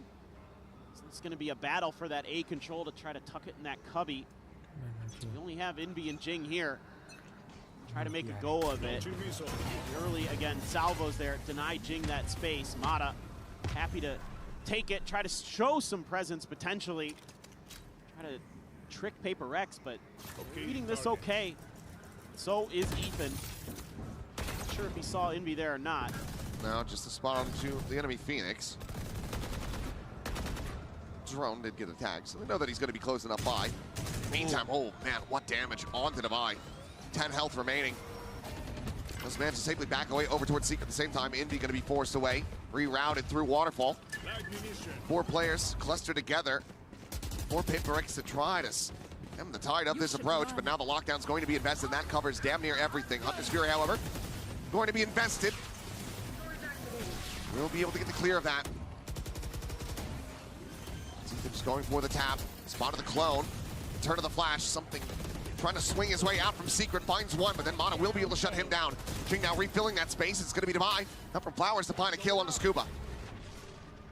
Flame Wall in, another curveball behind this. If he finds a kill, it will give him another run it back. Divide going to be taken down, though, as the trade comes in from Envy's kill, and now Jing gone as well. So just Envy and Forsaken. Come on, Marshall. 2v2, that Odin ever so deadly on the opposite side. Envy should be absolutely screwed, and he is, and Forsaken somehow survives that burst. Now he's going to be needing a headshot, and Mana again finds the timing. PaperX just cannot keep track of this waylay. NRG up to 6. Yeah, they're doing such a good job of taking space, of being patient, throwing you a look, taking a pause, and then making their march forward. I can't believe Brock doesn't kill Forsaken there. I mean, should have had him. Should have had him. The good news is Mata has been really elusive with his positioning.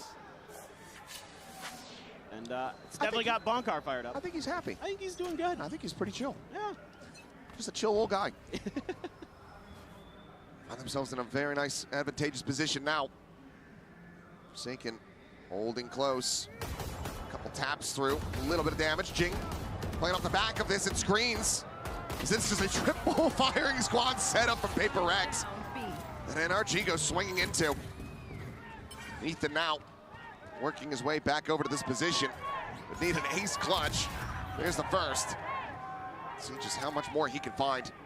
Money is not great for PaperX, so the more kills he gets, the worse off it's going to be for PRX, but Jing will bring it into this one. 3K for the Phoenix. PaperX looking to try to make this 6 and 6 at the half. They're able to finally stop the run, and it's just a good read, and there's even an outlaw in the mix for NRG, and all of PaperX was at half shield, so if anybody had gotten hit by it, they were dead. Instead, they were all ADS'd, just tapping away. So again, just whoever called this for PaperX, I'm not going to assume anything at this point, considering what we've been hearing in their comms when we get a chance, but just a really nice read on, you know, a lot of conditioning here from NRG that they want to go A, that they want to contest A early. Pre-barrier drops mostly been in the hands of Forsaken, from what I've been told. Usually. Might have just been a call from him, but who knows? Only one Something way to at find out. times has been doing it this event, so kind of curious. But anyway, Mata does have another convergent pass. And with that, run it back. Get some value out of it. Forsaken still sitting on a Cosmic Divide, and this time clearing a little bit of space on one side, then ping-ponging over to the other, but PaperX in an okay position. Another outlaw. It is only Scuba with that half armor. Something going to be lingering right on the edge of the Cosmic Divide. Drone up over the top, looking for the spot. Just quickly tuck away. Just get ping revealed, but NRG, 5 players forward, now ready to get that plant in play. Still have the convergent paths for the post plant as well. So run it back, gonna be popped. Jing just jumps right in on top of Ethan, managing to find that kill. Does get snapped back, but gets his team the player advantage now expounded upon as Mana will fall. Divide storming forward through the halls, able to find Brock. Jing traded up by Scuba, but finds revenge from beyond the grave.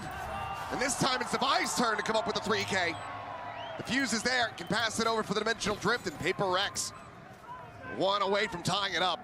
It's just crazy how much importance and space there is that you're able to create with Jing's ultimate. He's able to draw 3 barrels of NRG towards him. Look at that, there's 3 of them watching him, and that opens up the space for Divide to go and clear back alley. Absolutely nails it.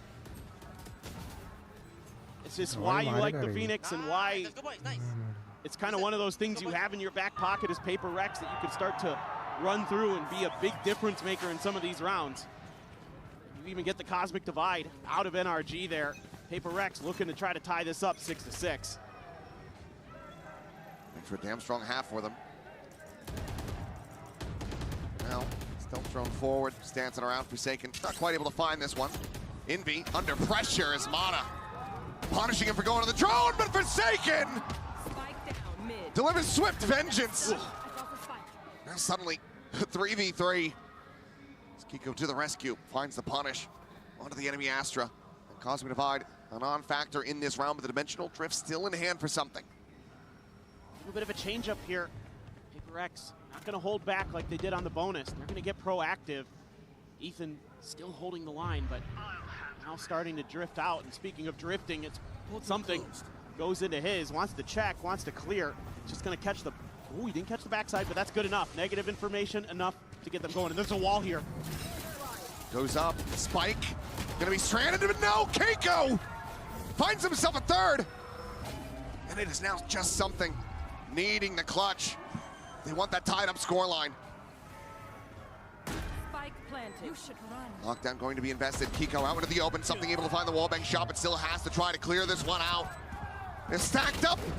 He thought he had Ethan, takes him down to 5 HP, but cannot confirm the kill. 7-5, NRG managed to find themselves with an advantage of the half. Exact same score line as it was the last time they played. In terms of, it was Paper Rex starting the defense, they get 5, NRG gets 7. Is this comp change gonna have more oomph to it on the attacker side for PRX? Gonna have to see what kind of legs it does have with the Phoenix back into the mix. Should anticipate that it's still going to be deadly, but NRG can never be doubted. They can never be underestimated. They have persevered through far crazier scenarios. Let's go ahead and get ready to send it down. Then we've got a special interview standing by. Paper X is here, so of course she is as well. It's Jing's mother, Pearl. Y estamos aquí con Pearl, la mamá de Jing, que lo acompaña a todos los campeonatos, siempre a su lado. I'm here with Pearl, Jing's mom. And Pearl, I want to know, how has it been being by his side in every tournament? I'm very proud of my son, and I'm loving the Santiago crowd, and I love to be here as well. Perfect. Y bueno, dice que obviamente está muy orgullosa de su hijo. Le encanta también toda la gente que está apoyando acá en Chile y que simplemente ha sido increíble. Ahora también quiero preguntarle qué piensa cuando la gente empieza a gritar el nombre de su hijo, cuando empieza a apoyar a Paper Rex. So now I also want to know, what do you feel when you hear the crowd chanting and screaming your son's name and also rooting for Paper Rex? The crowd in Santiago is on another level. They are really, really good. Yeah, amazing crowd. Ya la escucharon, le encanta a la gente, le encanta el público y simplemente es impresionante estar aquí gritando, they're screaming for Jing. Y ahora también quiero saber, como última pregunta, si tuviera que darle un mensaje motivacional a su hijo en este momento para poder dar vuelta al mapa, ¿qué le diría? So now, this map is pretty close. What would you say to your son as a motivational message in this moment? Boys, I want to win this map. This is my name. I want to win this map and the next one. Definitely, that's perfect. Y bueno, quiere decir que ganen, que quiere que ganen este mapa. Y finalmente, eso es todo lo que tenemos por la entrevista. Pearl, thank you very much for this interview. This is all we have, but the game continues. So stay here because we have more games. A win on Pearl for Pearl. Let's see if Paper X can make it happen. You mentioned it just before we threw to the interview. Same scoreline, the first outing here at Santiago between these teams on this map. How much different does it look now that they swap over to this attacker side?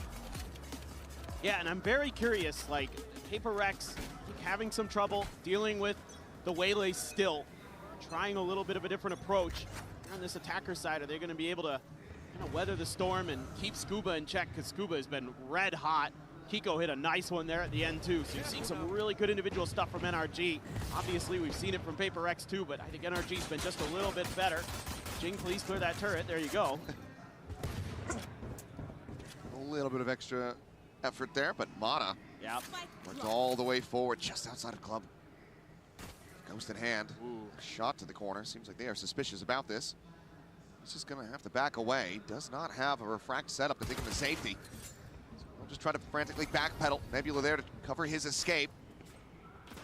And just to make his way over to back screens, unscathed. This is taking a long time for Paper X. This is opening up the opportunity for that A lurk. So this is going to be really difficult for Paper X if they're not able to clear this efficiently and quickly, as it is not going to be long. Here's how that gate crash. Rush does connect, but he is still just situated, tucked away. Manages to find one. They look to overwhelm him. Jing now going to be traded out as Kiko finds it with the Sheriff. Brock looking for a kill from on high. Kiko, however, ends up getting bogged up. Let's take it down. We now go into a 3v3, but something just at 12 HP. And the lurk from Ethan around the back. Looking to strike. Takes a while to find Envy there with the frenzy. Divine turning, however. Two more of his own. Ethan now the last one standing. His position noted, and something somehow comes away with the headshot. Paper Rex pick up the pistol, and they're now nipping at NRG's heels. I don't know how Paper Rex gets out of these situations. In my mind, they're done. They're screwed. This is over. Great. You get one with the trade, and it's Kiko who finds another. Then Divide just goes crazy with a Sheriff. Sure, why not? They get so lucky that Ethan takes forever with that Frenzy spray, so they have enough time to reset and react. I love the way NRG reads this pistol. They just can't quite execute. It's honestly pretty well drawn up. But it's just Paper Rex, they thrive in those kind of situations. Full classic cell looking for the mid-crunch at Jing. The one profit from 2 of those kills. Looks for the transfer into the third. Scuba, however, will be able to deny that away from him. All the same, run it back. Available for the next round. There's Mata and Scuba to see if they can get some additional damage in. Here. That ice wall to watch your flanks. So They're just pumping the brakes. They're just waiting for them to come pushing into Art. Meanwhile, Forsaken around the back. Finds the first, spots the other, and something. Gonna try to run him down. Flash doesn't connect, but Device shots through the smoke will. 7-7, Paper Rex tie it up. Yeah, that's really big for Paper Rex. Able to keep a lot of guns over. Economy's gonna be flowing. Jing's ult's gonna be in the mix. He gets 2 huge kills right off the rip there. All individual shots to get the job done. Something tees up Devi. It's been quite good. I mean, you've got 4 players on Paper X that are into the double digits for kills now. Scoreline 7-7. Right here. Looking really sharp and looking to contest long A. This could be an absolute scrap. Salvo to hold them off. Cuss lobbed in as well, just to try to get the catch, but it will be able to dissuade Paper Rex from looking for that orb. Jing, of course, not needing it though. Mata's pretty far ahead here. I'm not gonna drift that direction. Joke's over. Where is that? Hot hands going, clears the corner, nice lineup. Yeah, but over the top. Jing's gonna go sprinting. Don't think he's gonna be rewarded with any vision of a player, but he's got enough vision, enough space. Meanwhile, Mata wants to try to find that punish to buy there to try to cover. A 1-for-1 as the curveball comes in, and Jing trying to hold his own, and hold it he shall. Another curveball gonna be lobbed in, but the timing is off. Ethan able to collect the kill. Envy gonna be taken down at the same time as Brock finds him back over here on the side alongside Kiko. Suddenly it's just Forsaken. The Bulldog in hand, looks for the ADS in, but Kiko a little bit faster on the draw. Cleans it up. Bonus conversion going to be denied. NRG once again find themselves in the lead. Yeah, NRG reacting really, really quickly here to the pullback from long A. They start taking space immediately down mid. They only lose 1 initially. Jing gets a second. They're able to get the better of the trades with the extra player there. Ethan wise to push the advantage, expecting that Jing was thinking about the curveball. And then on site, really well held. So, big round. NRG has a judge for Scuba sitting right at the front of the A choke. An outlaw for something there, but most of the players are full armor other than Scuba. So you're gonna have to get lucky with the find. I think you're really gonna be favoring yourself if you're taking an outlaw into a judge fight. It's sat well back though. It's just a bit of noise being made over on this side of the map. Now the rewrap coming through, but you've got this triple stack from NRG in mid. Not quite within the audio range to hear these footsteps just yet, but this does leave Devi potentially exposed for a quick little backstab when he tries to join in with the rest of the team. Does have his wall there outside a window, so if Ethan trips that, it's gonna put Devi on alert, and he does. He did trip it. This is all so well thought out here for Paper X. They have found their space quickly over Side evacuated. Yeah. Devi not quite able to find the punish there. Would have loved to get that kill on the Scuba, but look, there's still 3 players working around this side of the map as the plant gets ready to come in. Looking for that suppress, none gonna be found. Something now. Staring in, link position, outlaw in hand, try to see if he can get a catch, but looks like he's gonna have Mata advancing into this spot. Does have that full armor, the gun barrel gonna be spotted. Needs the double pump and finds it. Mata gonna be struck down. Something jumps back over to safety. Player advantage established now for Paper Rex. Look to tie this up yet again. Here comes Devi. Jing and hauls the push forward, but the judge gonna be outdone. Jing able to find him now. The curveball swung around in, and Kiko able to turn that so damn fast. As the body block comes in, trying to deny the grab well. The defuse held up the half. Swing out, Kiko lets himself a third, but now it's just Ethan alone, and Devi still here on the site. Cleans up the last two. Makes it 8-8. And he doesn't run away, doesn't hold on to the gun. They still get the round win. This is such a beautiful setup for Paper Rex, able to keep Devi safe for so long for that lurk. Ends up being the difference maker. This as well, this nice position that Something takes. That forward angle cuts off so much of that oomph in the retake by taking Mata out. Great for Kiko, though. Yeah, Kiko's been really sharp. I mean, everybody has been. Frankly, all the players in this server are locked the hell in. Nice. Envy and Brock, the two Sovas, have been having the hardest go of it. But trying to contribute from range. 6 assists apiece, but there's going to be timeout call now for NRG, the first up this map. Go into the Coinbase win conditions, see what the buys are going to be looking like, and as you can tell, it's not too great here for NRG. Could buy down a little bit lower than this, go for some stingers perhaps if they want to, but let's see what the call ends up being from Bonkar. I think probably some of this might be making sure you're re-clearing A main. Don't let Devi just kind of hang out there. Don't let Paper Rex set up for those lurks. Make sure you're being a little more diligent about clearing some of the angles. But let's see what they want to do. I think overall NRG makes really good adjustments. I mean, that was the reason this series was as close as it was, because both these teams make phenomenal adjustments off of what each other is doing. Let's see if Paper X this time not going to be looking to be super aggro for that A main orb. Meanwhile, again, both of the initiators going to be there. Try to contest that space early for NRG, but it's a lot of util you have to commit. Paper X has been happy to kind of seed that over. Now they're starting to line up a bit heavier. Depending on what they want to do, looks like 3-player lean back over towards this A main position. Orb going to be grabbed up. Ethan 2 charges away from having that Armageddon online. Something again with the Outlaw. Nobody probably going to give him much of an opportunity. But look at this rotation, swing coming through. Again, no contact today, and they're expecting Paper Rex to just quickly go to the other side of the map, so they're trying to match that space and pace. But it turns out, TP over from Something, and should be able to work this out pretty quick, I would think. But yep, they're starting to rotate now, and Paper Rex are still slowly approaching the site. Yep. Gives an opportunity for NRG to try to pick them apart, get some early damage in. Well, maybe they pass the spike plant over to Jings, get the ultimate online, but instead he's just going to be taking point, working his way over towards Secret. Something is making noise.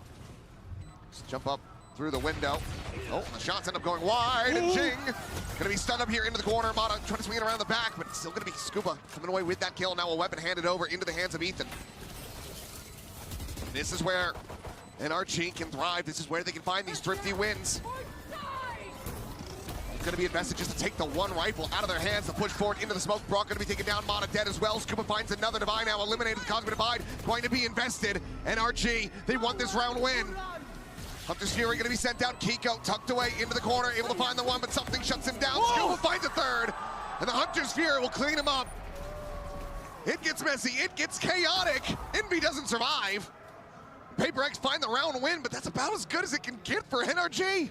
It really is. That's a phenomenal round for NRG. You get 2 ults out. Yeah. What? This is one of those rounds, whereas if you watch Paper Rex, you're going, why? Why are we doing this? Why is Devi's ult used? Just to take the one Phantom out of the equation. He's just laughing. No care in the world. Man, as Paper X plays, they continue to vibe, have fun on stage. They just treat Alex like their portrait of Dorian Gray. They're just molding and aging rapidly in the background. Run it back there. Devi, however, going to be struck down. Mata the peek through the doors into mid. Able to find a kill. Run it back, little snap back. Just sets up the molly. Trying to lay a reflood forward onto this site. Paper X, well, maybe scratching their heads a bit. Maybe even thinking twice about this, but no, they will still look to try to commit forward onto the A site. Cosmic Divide going to be used from Forsaken. But now you do have that lockdown available on the back end, given that Envy committed with the Hunter's Fury in the previous round. This has to be respected. There's no way to clear it. Just backing away, back in the main. Something. Look at Mata. Oh, there's a corner there. Tiny little tuck away, and Mata is primed for the taking. Does get killed. Defuse, however, going to be held up to half. Ethan tagged low. Scuba holding the stairs. Forsaken now gone. The smoke falling. Kiko flushed out. The defuse is being committed to, and Jing cannot interrupt it. A nail biter of a round once again, but NRG, they keep it neck and neck. Yeah, they're starting to get a read here. Starting to find their tempo, their own pace to this. Kind of a 1-for-1 in the backside. Devi actually gets flushed out of mid here by the op. And even though that gets taken down in the long run, Scuba again, absolutely going crazy. Bails out his IGL there before Jing can get a handle on the spray. Now you're gonna have huge ults for retake or whatever you want to do here. That combo you're talking about in play as well. With the convergent paths in the Armageddon, it's going to be an eco. Could be that or with a Hunter's Fury. Brock's one charge off. Yeah. Retrieving Gotta flash. a little bit more diligent about this mid space. It's going to be the outlaw though for Mata. Trying to find that alarm bot. With the turret around the corner as Jing once again just grabbing up that orb. 2 charges from the next run it back. Looks like Envy gonna go late linger, check around A, try to keep them invested on this side of the map as the drone does go through. Hold Kiko.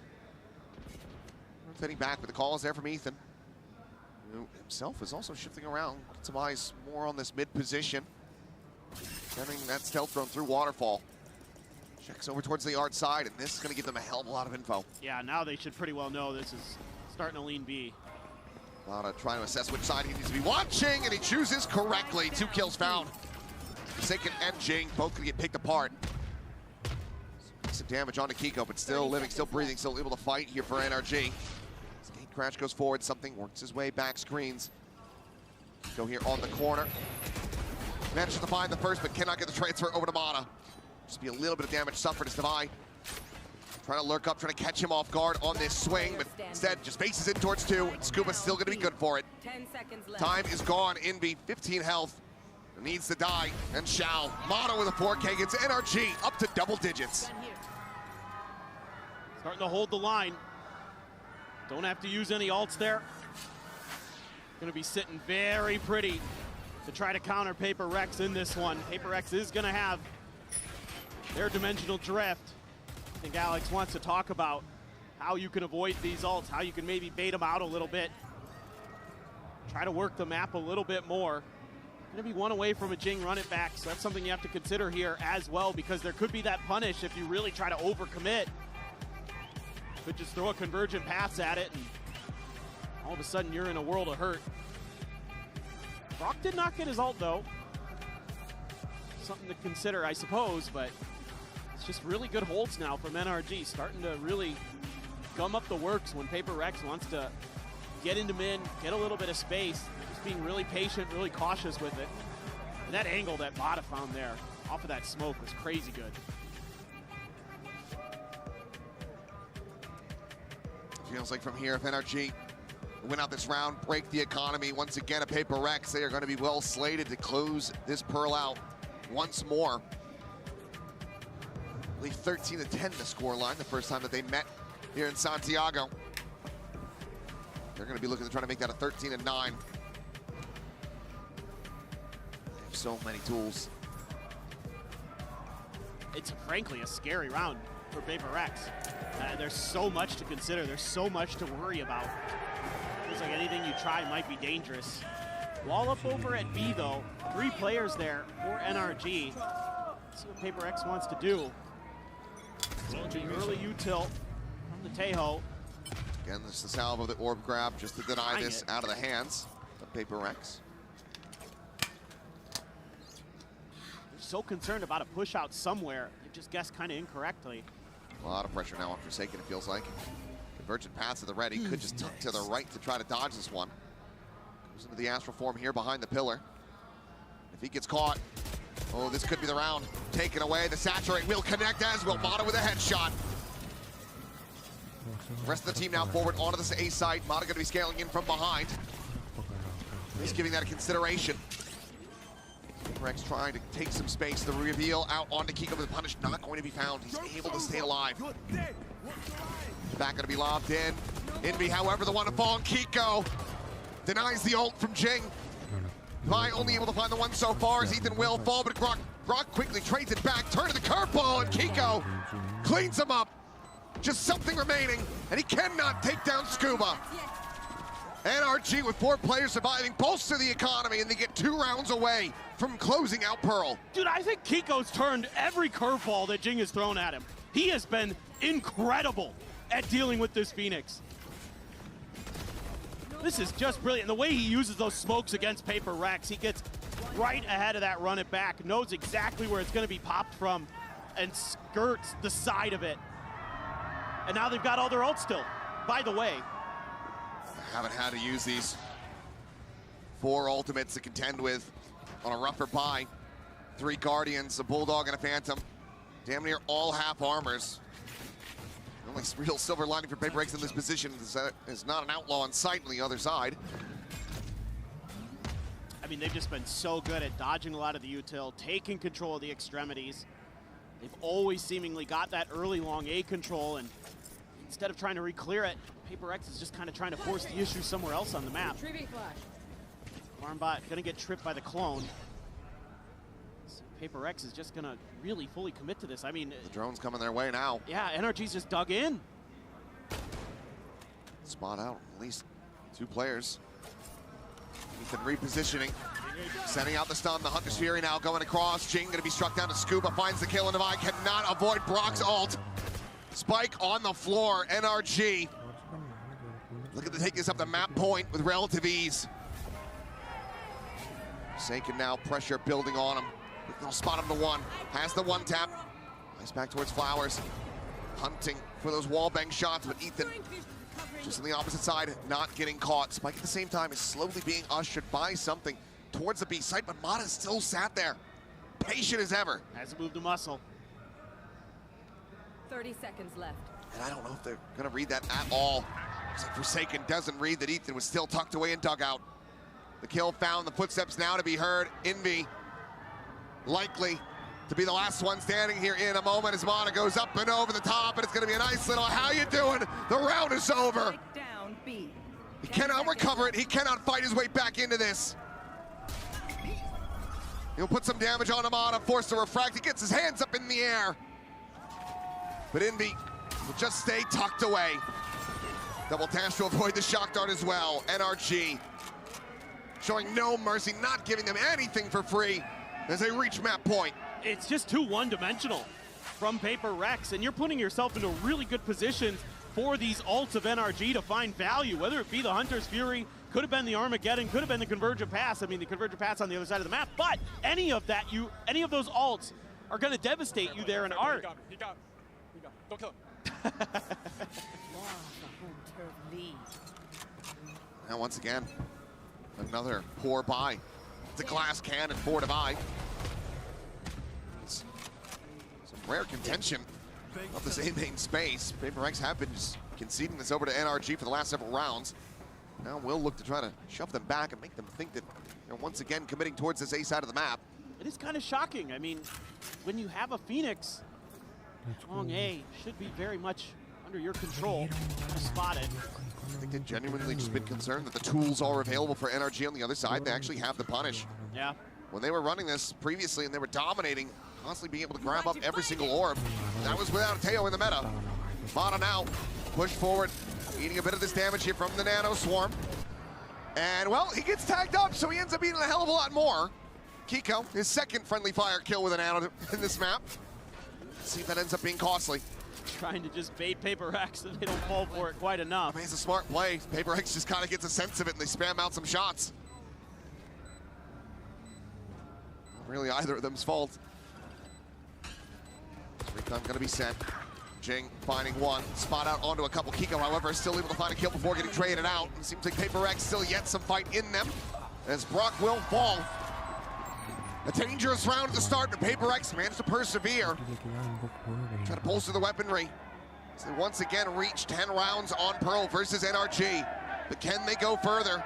Because there are still these 3 ults in the hands of NRG. For sure, and NRG actually going to call their timeout now. It's gotten up to 10, and Bonkar says, okay, I've got something for you guys now.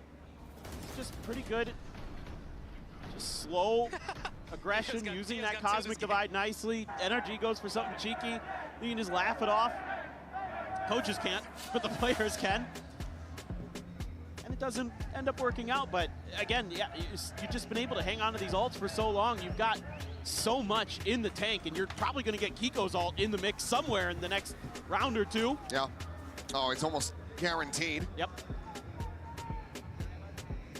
Take him having to go from multiple saves, not finding any kills. Exactly. To be able to make that happen, so should be able to have it in one away from having that Hunter's Fury as well to try to counteract it.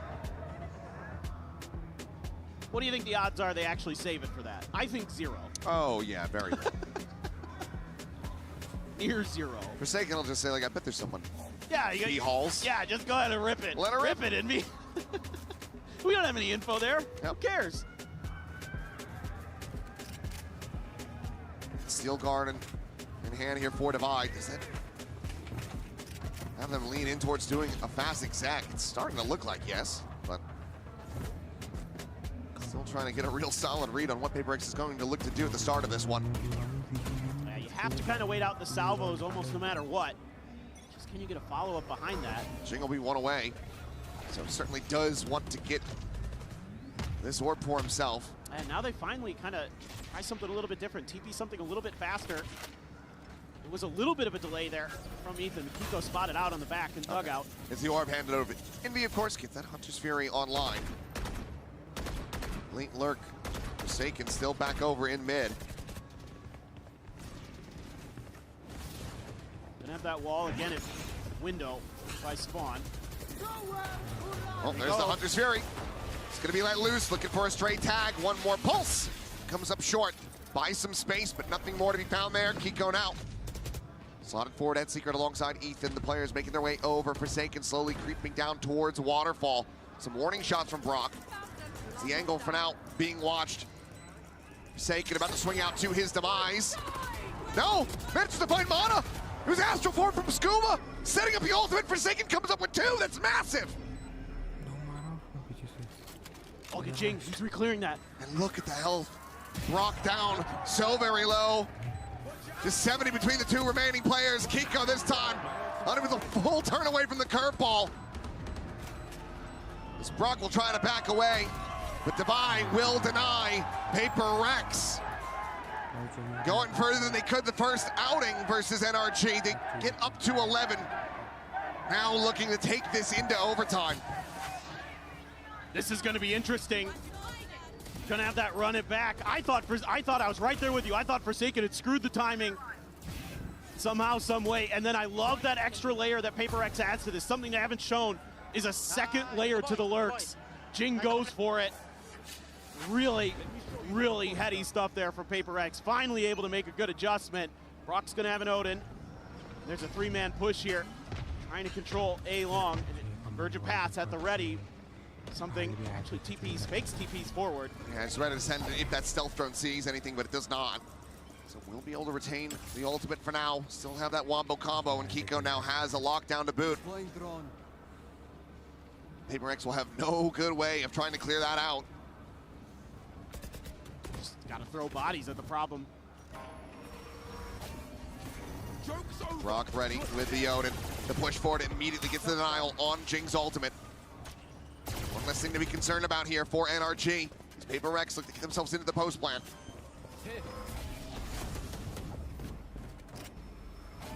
Plan dissuaded once again. Has to back away. Envy tagged up the 63, tapping, trying to see if he can get some more util out. Positions. Plants just in front of Halls. Doctor at the tower. Some damage on the Brock, but nothing more to be found there. The lockdown now in play. Divide. Needing to try to push his way forward on this flank, and Mana taken down before the Saturate can connect. A critical kill to be found for PaperX. Still, though, the Armageddon online now going to be invested, shoving them all the way back, and Scuba scaled forward, catches Forsaken off guard. Divide now joining in, Brock burning down, taken out, Jing has him with a molly. Thorns now as well to continue to delay on this defuse. Envy finding one, Envy finding two! As Paper Rex find themselves in OT. Somehow, some way, Paper Rex with everything stacked against them. Ultimates galore for NRG, and they still get the job done. Winning some big battles. Divide goes up to 20 on the map. This one's huge, right ahead of the Saturate. What balls to go for that reswing there. Absolutely ridiculous. And then they all just group up and it's a firing line. Unbelievable, unbelievable.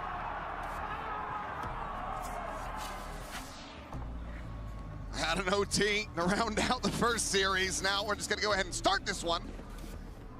An OT on Pearl. No glass cannons in sight. Something just with that Vandal in hand. It's Jing sending out that Molly once again. The concuss there, and Mana gonna take some damage. Not too much. Fortunate that he has that vulnerability while he is snapping back with the refract. Otherwise, he would have been a hell of a lot worse off. Divide puts the wall here, trying to give them a little bit of an early warning system. It's a quick pivot from Paper X, expecting NRG to kind of do what they normally do. It's not going to be that early of a warning system. The drone now going out, the stealth drone coming through. Mana forward over the wall. Kiko boosted up on top of it, trying to get an angle maybe over that smoke. Divine now going to be flushed out, stunned, taken down. Scuba able to find the first blood here in OT. Quick grab, well set up to try to dissuade and stop the plant from coming in. So far, it has worked a treat, and NRG are now considering maybe a full rotation as they get locked off by this blaze wall. Could just cut back across towards B, which Forsaken is absolutely considering and trying to get ahead of. Looks like they're just gonna pump the brakes though. Kiko still in such a committed position. Try to play in with numbers, so they will just go ahead and slowly start scaling their way back in from that art side. 30 seconds left. Just feels like they were testing the patience of Paper X. Here they go. Plant and play. Jing taking down Scuba with another Envy pushing forward. Is able to find Ethan. Finds himself a second before getting traded, and Kiko there to bail out Brock. Forsaken now. A 1v3 to try to find this opening round. Kiko just playing in behind the turret. Swings in, reads it gorgeously. Finds that headshot. Doesn't eat any damage. But can he manage to separate them? Forsaken makes a go of it, but Mana. His hands just a bit taller as NRG back up to map point. Yeah, it's just NRG just pushing A the whole way, something they didn't do a lot of, maybe at all, on their attacker side, and it catches Paper X a little bit off guard. You know, Divide just gets completely screwed by utility, has to decide between a rock and a hard place, goes for the forward push-up, still gets caught anyway. And then you're playing patient, but as soon as they start to go for that retake, that curveball, that first one coming out of Flowers doesn't hit anything. And then NRG just starts knocking players down. Envy makes a go of it, so does Forsaken, but double kills for both of them, not enough. And now the OT timeout call from the NRG camp. Bonkar does not want any resets. He does not want this one to go the distance. He wants to see his players close this out right here, right now, with a solid, concise game plan. Rex back onto the attack. Don't mind this proactivity. It's neck and neck between these two teams. Obviously, we're in overtime, but really the difference maker has been Scuba, 26 and 18, and absolutely just hot from the start, right from that first pistol round. And see if he's got some more in the tank here. Looks like we're gonna have dueling glass cannon ops. Divide gonna be the one to grab it here for Paper Rex. A reconsideration. Oh, okay, okay. Gonna be having that. No off battle to be had. V, at least wanted to set up perhaps a recon over on this side of the map, but he peeks out, he's almost certainly going to be dead. Am I the only one here? Yes, you are the only one here, my friend. Thank you for joining. Forward push, the idiot the alarm bot stand. situated. He's showing some face outside of B, but already I'm rotational watching, call is bro. coming in. I like this clear It's from fine, Paper thank you. Rex. Thank you for training me. I'd like to see them be a little bit cagey with How is this. your day going, To bro? sell a little bit false info, but Idiot scam. he's committing. The clone leading the way. Seeing a couple shots from that turret. Recon cleared out by Kiko. Here at dugout. Another one gonna be lobbed for the ping reveal on the two, and Brock able to find Envy off the back of that one. Gorgeously set up as Brock finds himself a second. Jing dead! Brock finds 3! And now it is just Forsaken to buy. A 2v4 with Kiku still tucked away here on the site. Spraying and praying. Shot goes wide from Mata. Doesn't find the pick that they would really love to have. What are you meant to do here if you are Paper Rex? They're gonna turn tail, cut the noise, start trying to work their way over to that B site. But NRG have the upper hand. They're looking to bring this map to a finish. 30 seconds left. Just been too quiet, so you can rotate a player over. What is Scuba gonna do? Is he gonna wait it out, or is he gonna go try to do some damage? Set up the pop of that one, the tap on the plant, trying to see if they get any info out. Devi noise made. Scuba knows that this player's below him, can relay that over. And I think Paper Rex are gonna get caught off guard, not realizing just how early NRG was in position. And there it is, the finishing shots that refuse to come through. NRG picking up the win on their map pick, 14-12. Right back where we left off between these two teams, just absolutely neck and neck the whole way. Paper Rex making it close, but it's still NRG taking Pearl again. Well, now we have Bind coming up next to see if NRG can close it out 2-0 or if Paper Rex pushes the distance.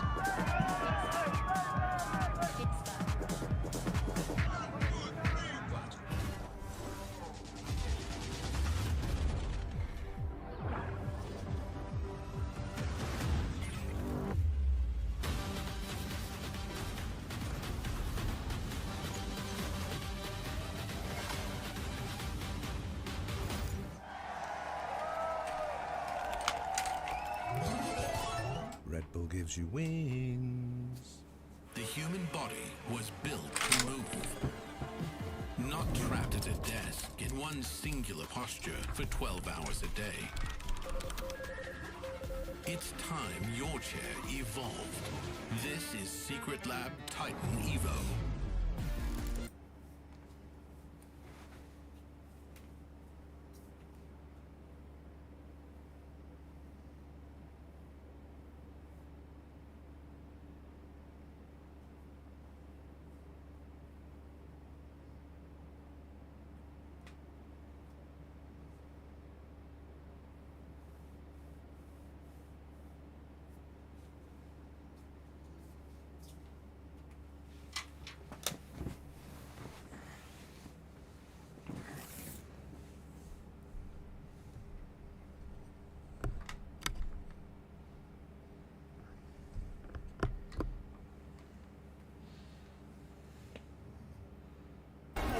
He's hunting down that title! The time to write the next chapter in the esports history books is finally here. And they fold it in his hands yet again! He steps up to the plate, and he can knock this one out of the park! They shall be engraved alongside the greats!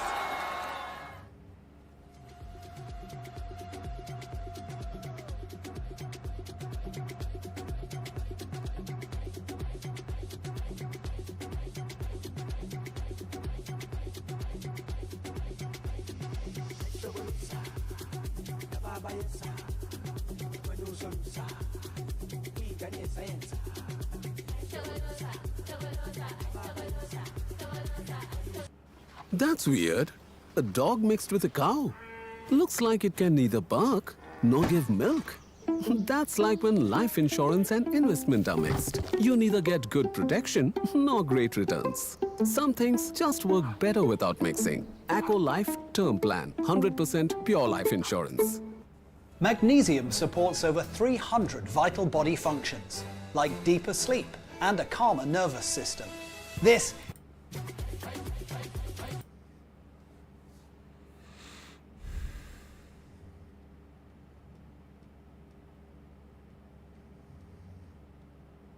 #3 versus #3 Pacific के #3 और वो इसके #3 America के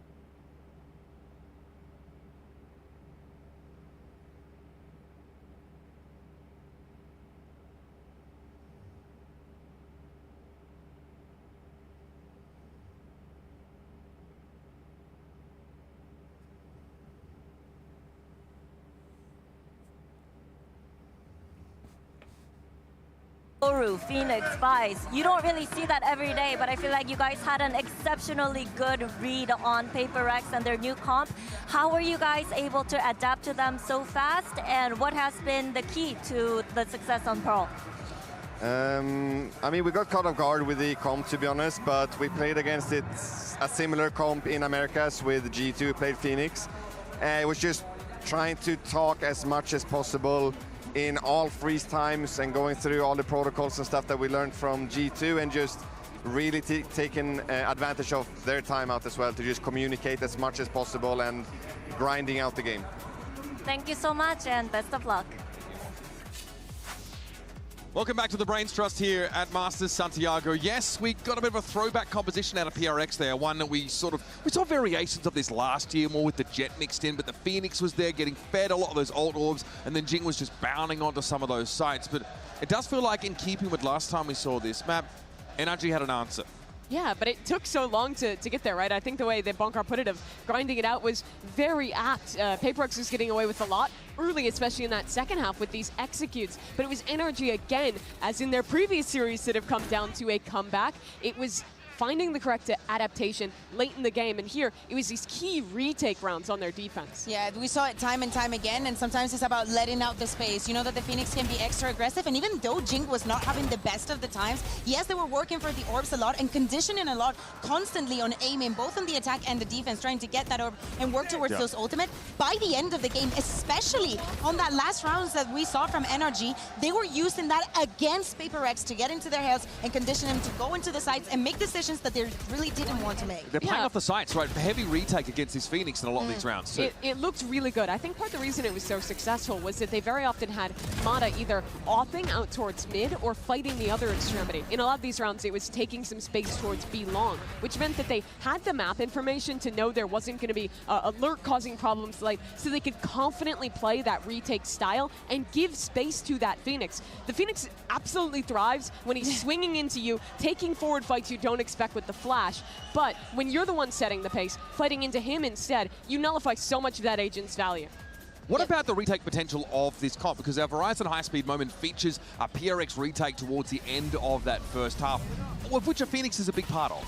Yeah, here's the thing. I think that is the towards the end of the half. As we're saying, we see in this wall conditioning that we had seen throughout the entirety of the half. Sometimes there's an operator on the other side, sometimes there isn't. Jing with the ultimate, completely crazy jumps across all of the utility. Not only is a drone, he's also good for a kill, and the Vi just also helps a lot with the jump. PaperX are the best team in the world at playing off each other in hyper-chaotic team fights. That was ridiculous, the pace of that one. Around the ult from the Phoenix just bounding around the corner, and Devi is immediately there to follow up. That's why this team is so terrifying when they play these kind of weird Phoenix compositions that you would have thought are completely automatic before. Yeah, you would think if it doesn't make sense, and then PaperX. Yes, but they make it work, and they really force your fundamentals to be perfect if you're not going to let them just run you over. Obviously, not the kind of foot that PRX want to start on in this series, but Pearl, they struggled against NRG with in the past. Let's hear what the takeaways are for Coach Alex for PRX.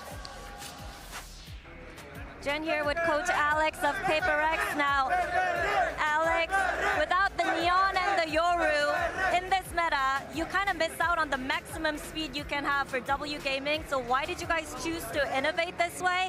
And with what happened on Pearl, do you feel like it was just you guys needing more reps with this new comp, or NRG's Pearl was just too strong to crack at the end of the day? Yeah, I think we went with comfort mostly. Definitely need more reps. But I think we gave a good fight with like not much days to prepare. So bottom line is NRG is a very good team, very hard to beat. Speaking of innovation, Bind that's coming up next. Is today the day? Yeah, maybe. You see, you see.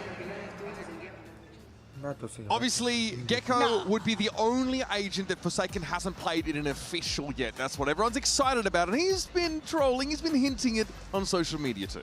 Is this the moment? Is now where we're going to see it? Because, I mean, it makes sense. We were teasing about well, it's a surprise that they pick out the Bind, and probably if that was an option open, because they have not been getting the best of the results. They play a little bit of a composition that we do not see anywhere else in the world. I know it's PaperX, but it was weird. Yeah, they made changes on Pearl. Why wouldn't they make them on Bind? Yeah, I want to see them change away. I don't like this KO comp. I think that they should go back to the Yoru. He's hovering, the Gecko. What do you think about the veto? I'm sorry, I'm seeing seeing something hover Gecko here. Is he he just played it back in the hovering? day. He opted on this agent back in the day, and he's locking it. And the harbor is there. I was saying I wanted to see it in this map, and I think that this could be a display, an amazing one, because you have both the Sky and the Gecko to come at the end of those walls. I think that that could be incredibly explosive to see. This is such a wild card map to see thrown into the pool for both these teams.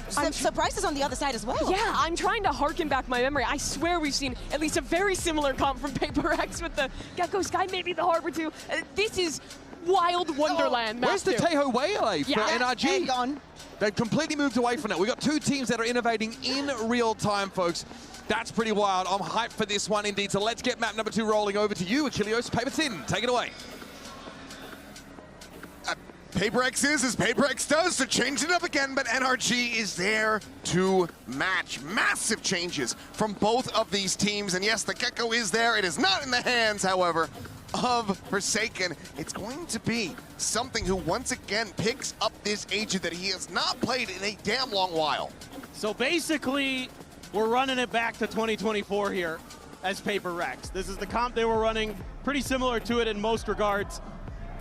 So I don't know. I mean, they just decided to turn the clock back today and go for whatever they want to do. It's Paper Rex. Who knows? Going for that 1-3-1 split here on the pistol round.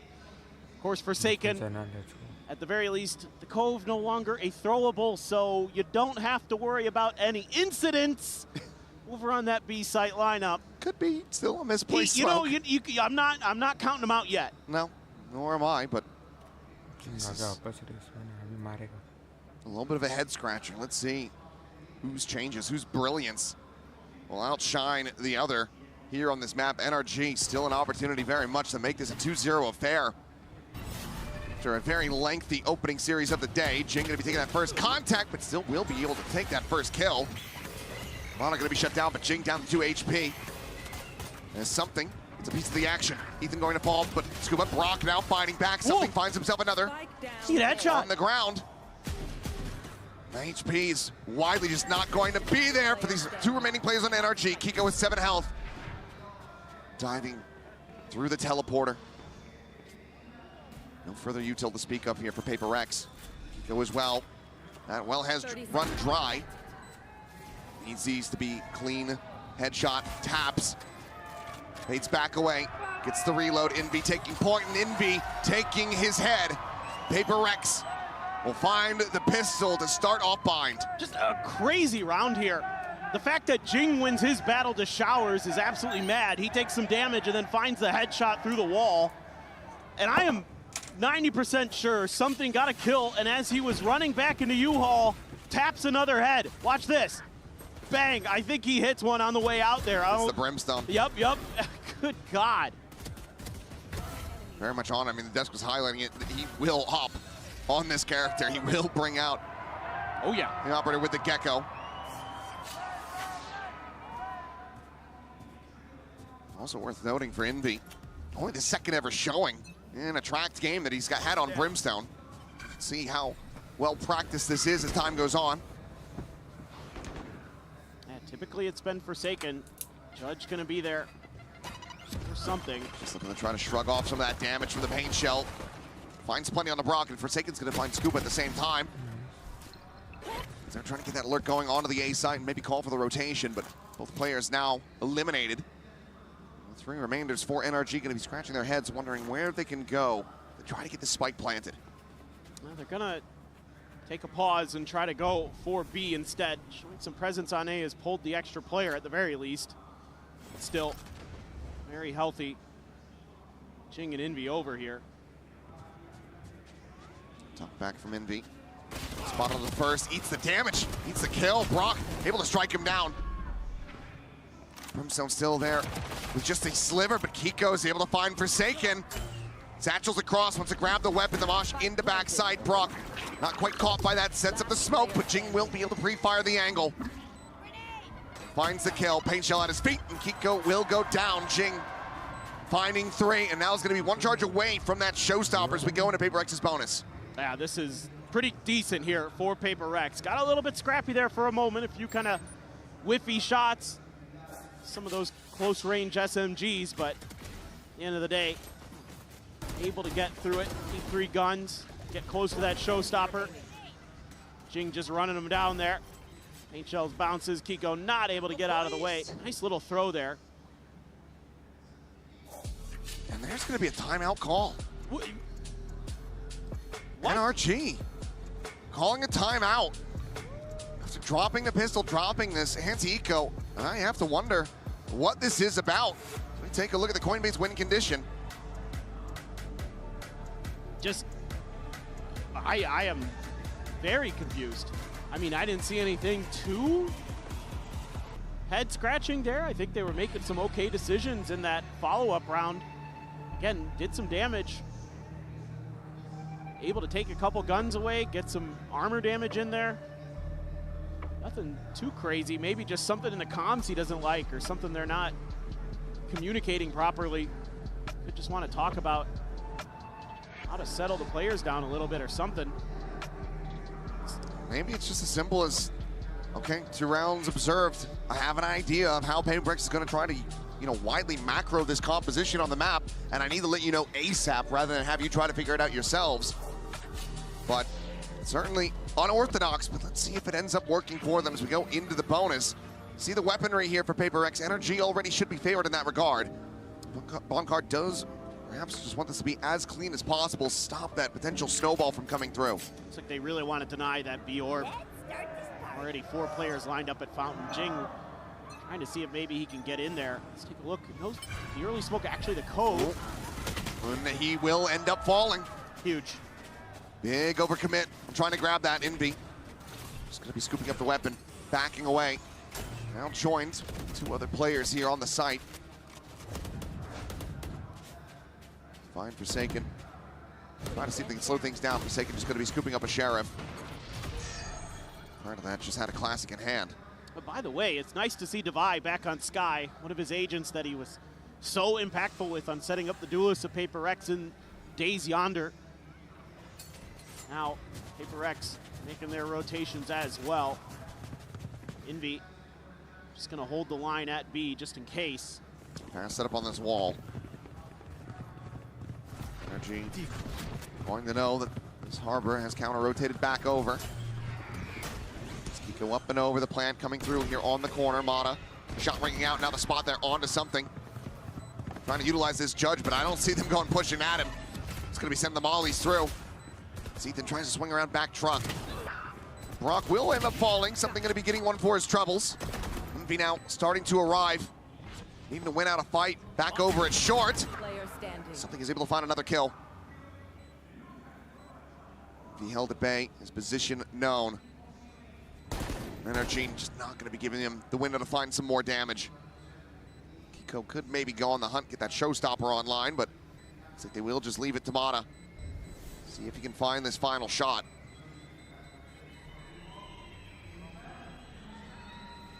Envy going to be coming up empty-handed. Gonna get hit in the back. Oh.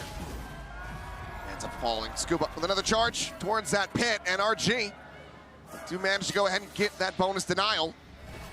The 2 players lost. Yeah, it's all just overstacking for this shield on the Cove so they could deal with the orb. Still gets it, doesn't matter.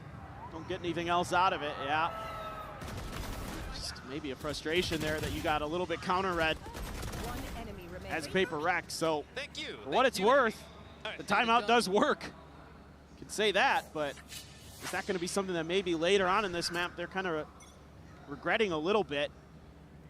Showstopper to consider. Over in Showers is Jing, but peeling back a little bit. Mata wants to try to clear that space. Meanwhile, Paperx will control along B. They haven't really seen anything, though. None of the Hawks let out yet for Devi. He's only on a Spectre right now.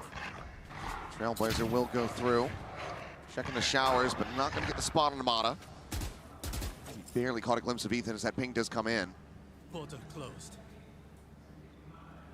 Mata still looking forward. Jing just jump peeking from back truck, trying to see if there's any scale forward. Same time, my tide goes up. It's looking to make NRG think twice about working their way forward into this site. Love to know where that raise. Love to know where that raise is. Yeah, double push out of Hookah. Do they scale off the back of this is going to be my question. Forsaken gonna get grabbed up, tucks back away, Kiko up and over the truck. Saw where the paint shell comes from, but still is able to plant his feet, and Forsaken none the wiser. Ends up getting taken down as Rocket's gonna be exchanged, but it's Jing coming out on top in that regard, but Ethan is there for the trade back. Just something in a eye now, barely arriving.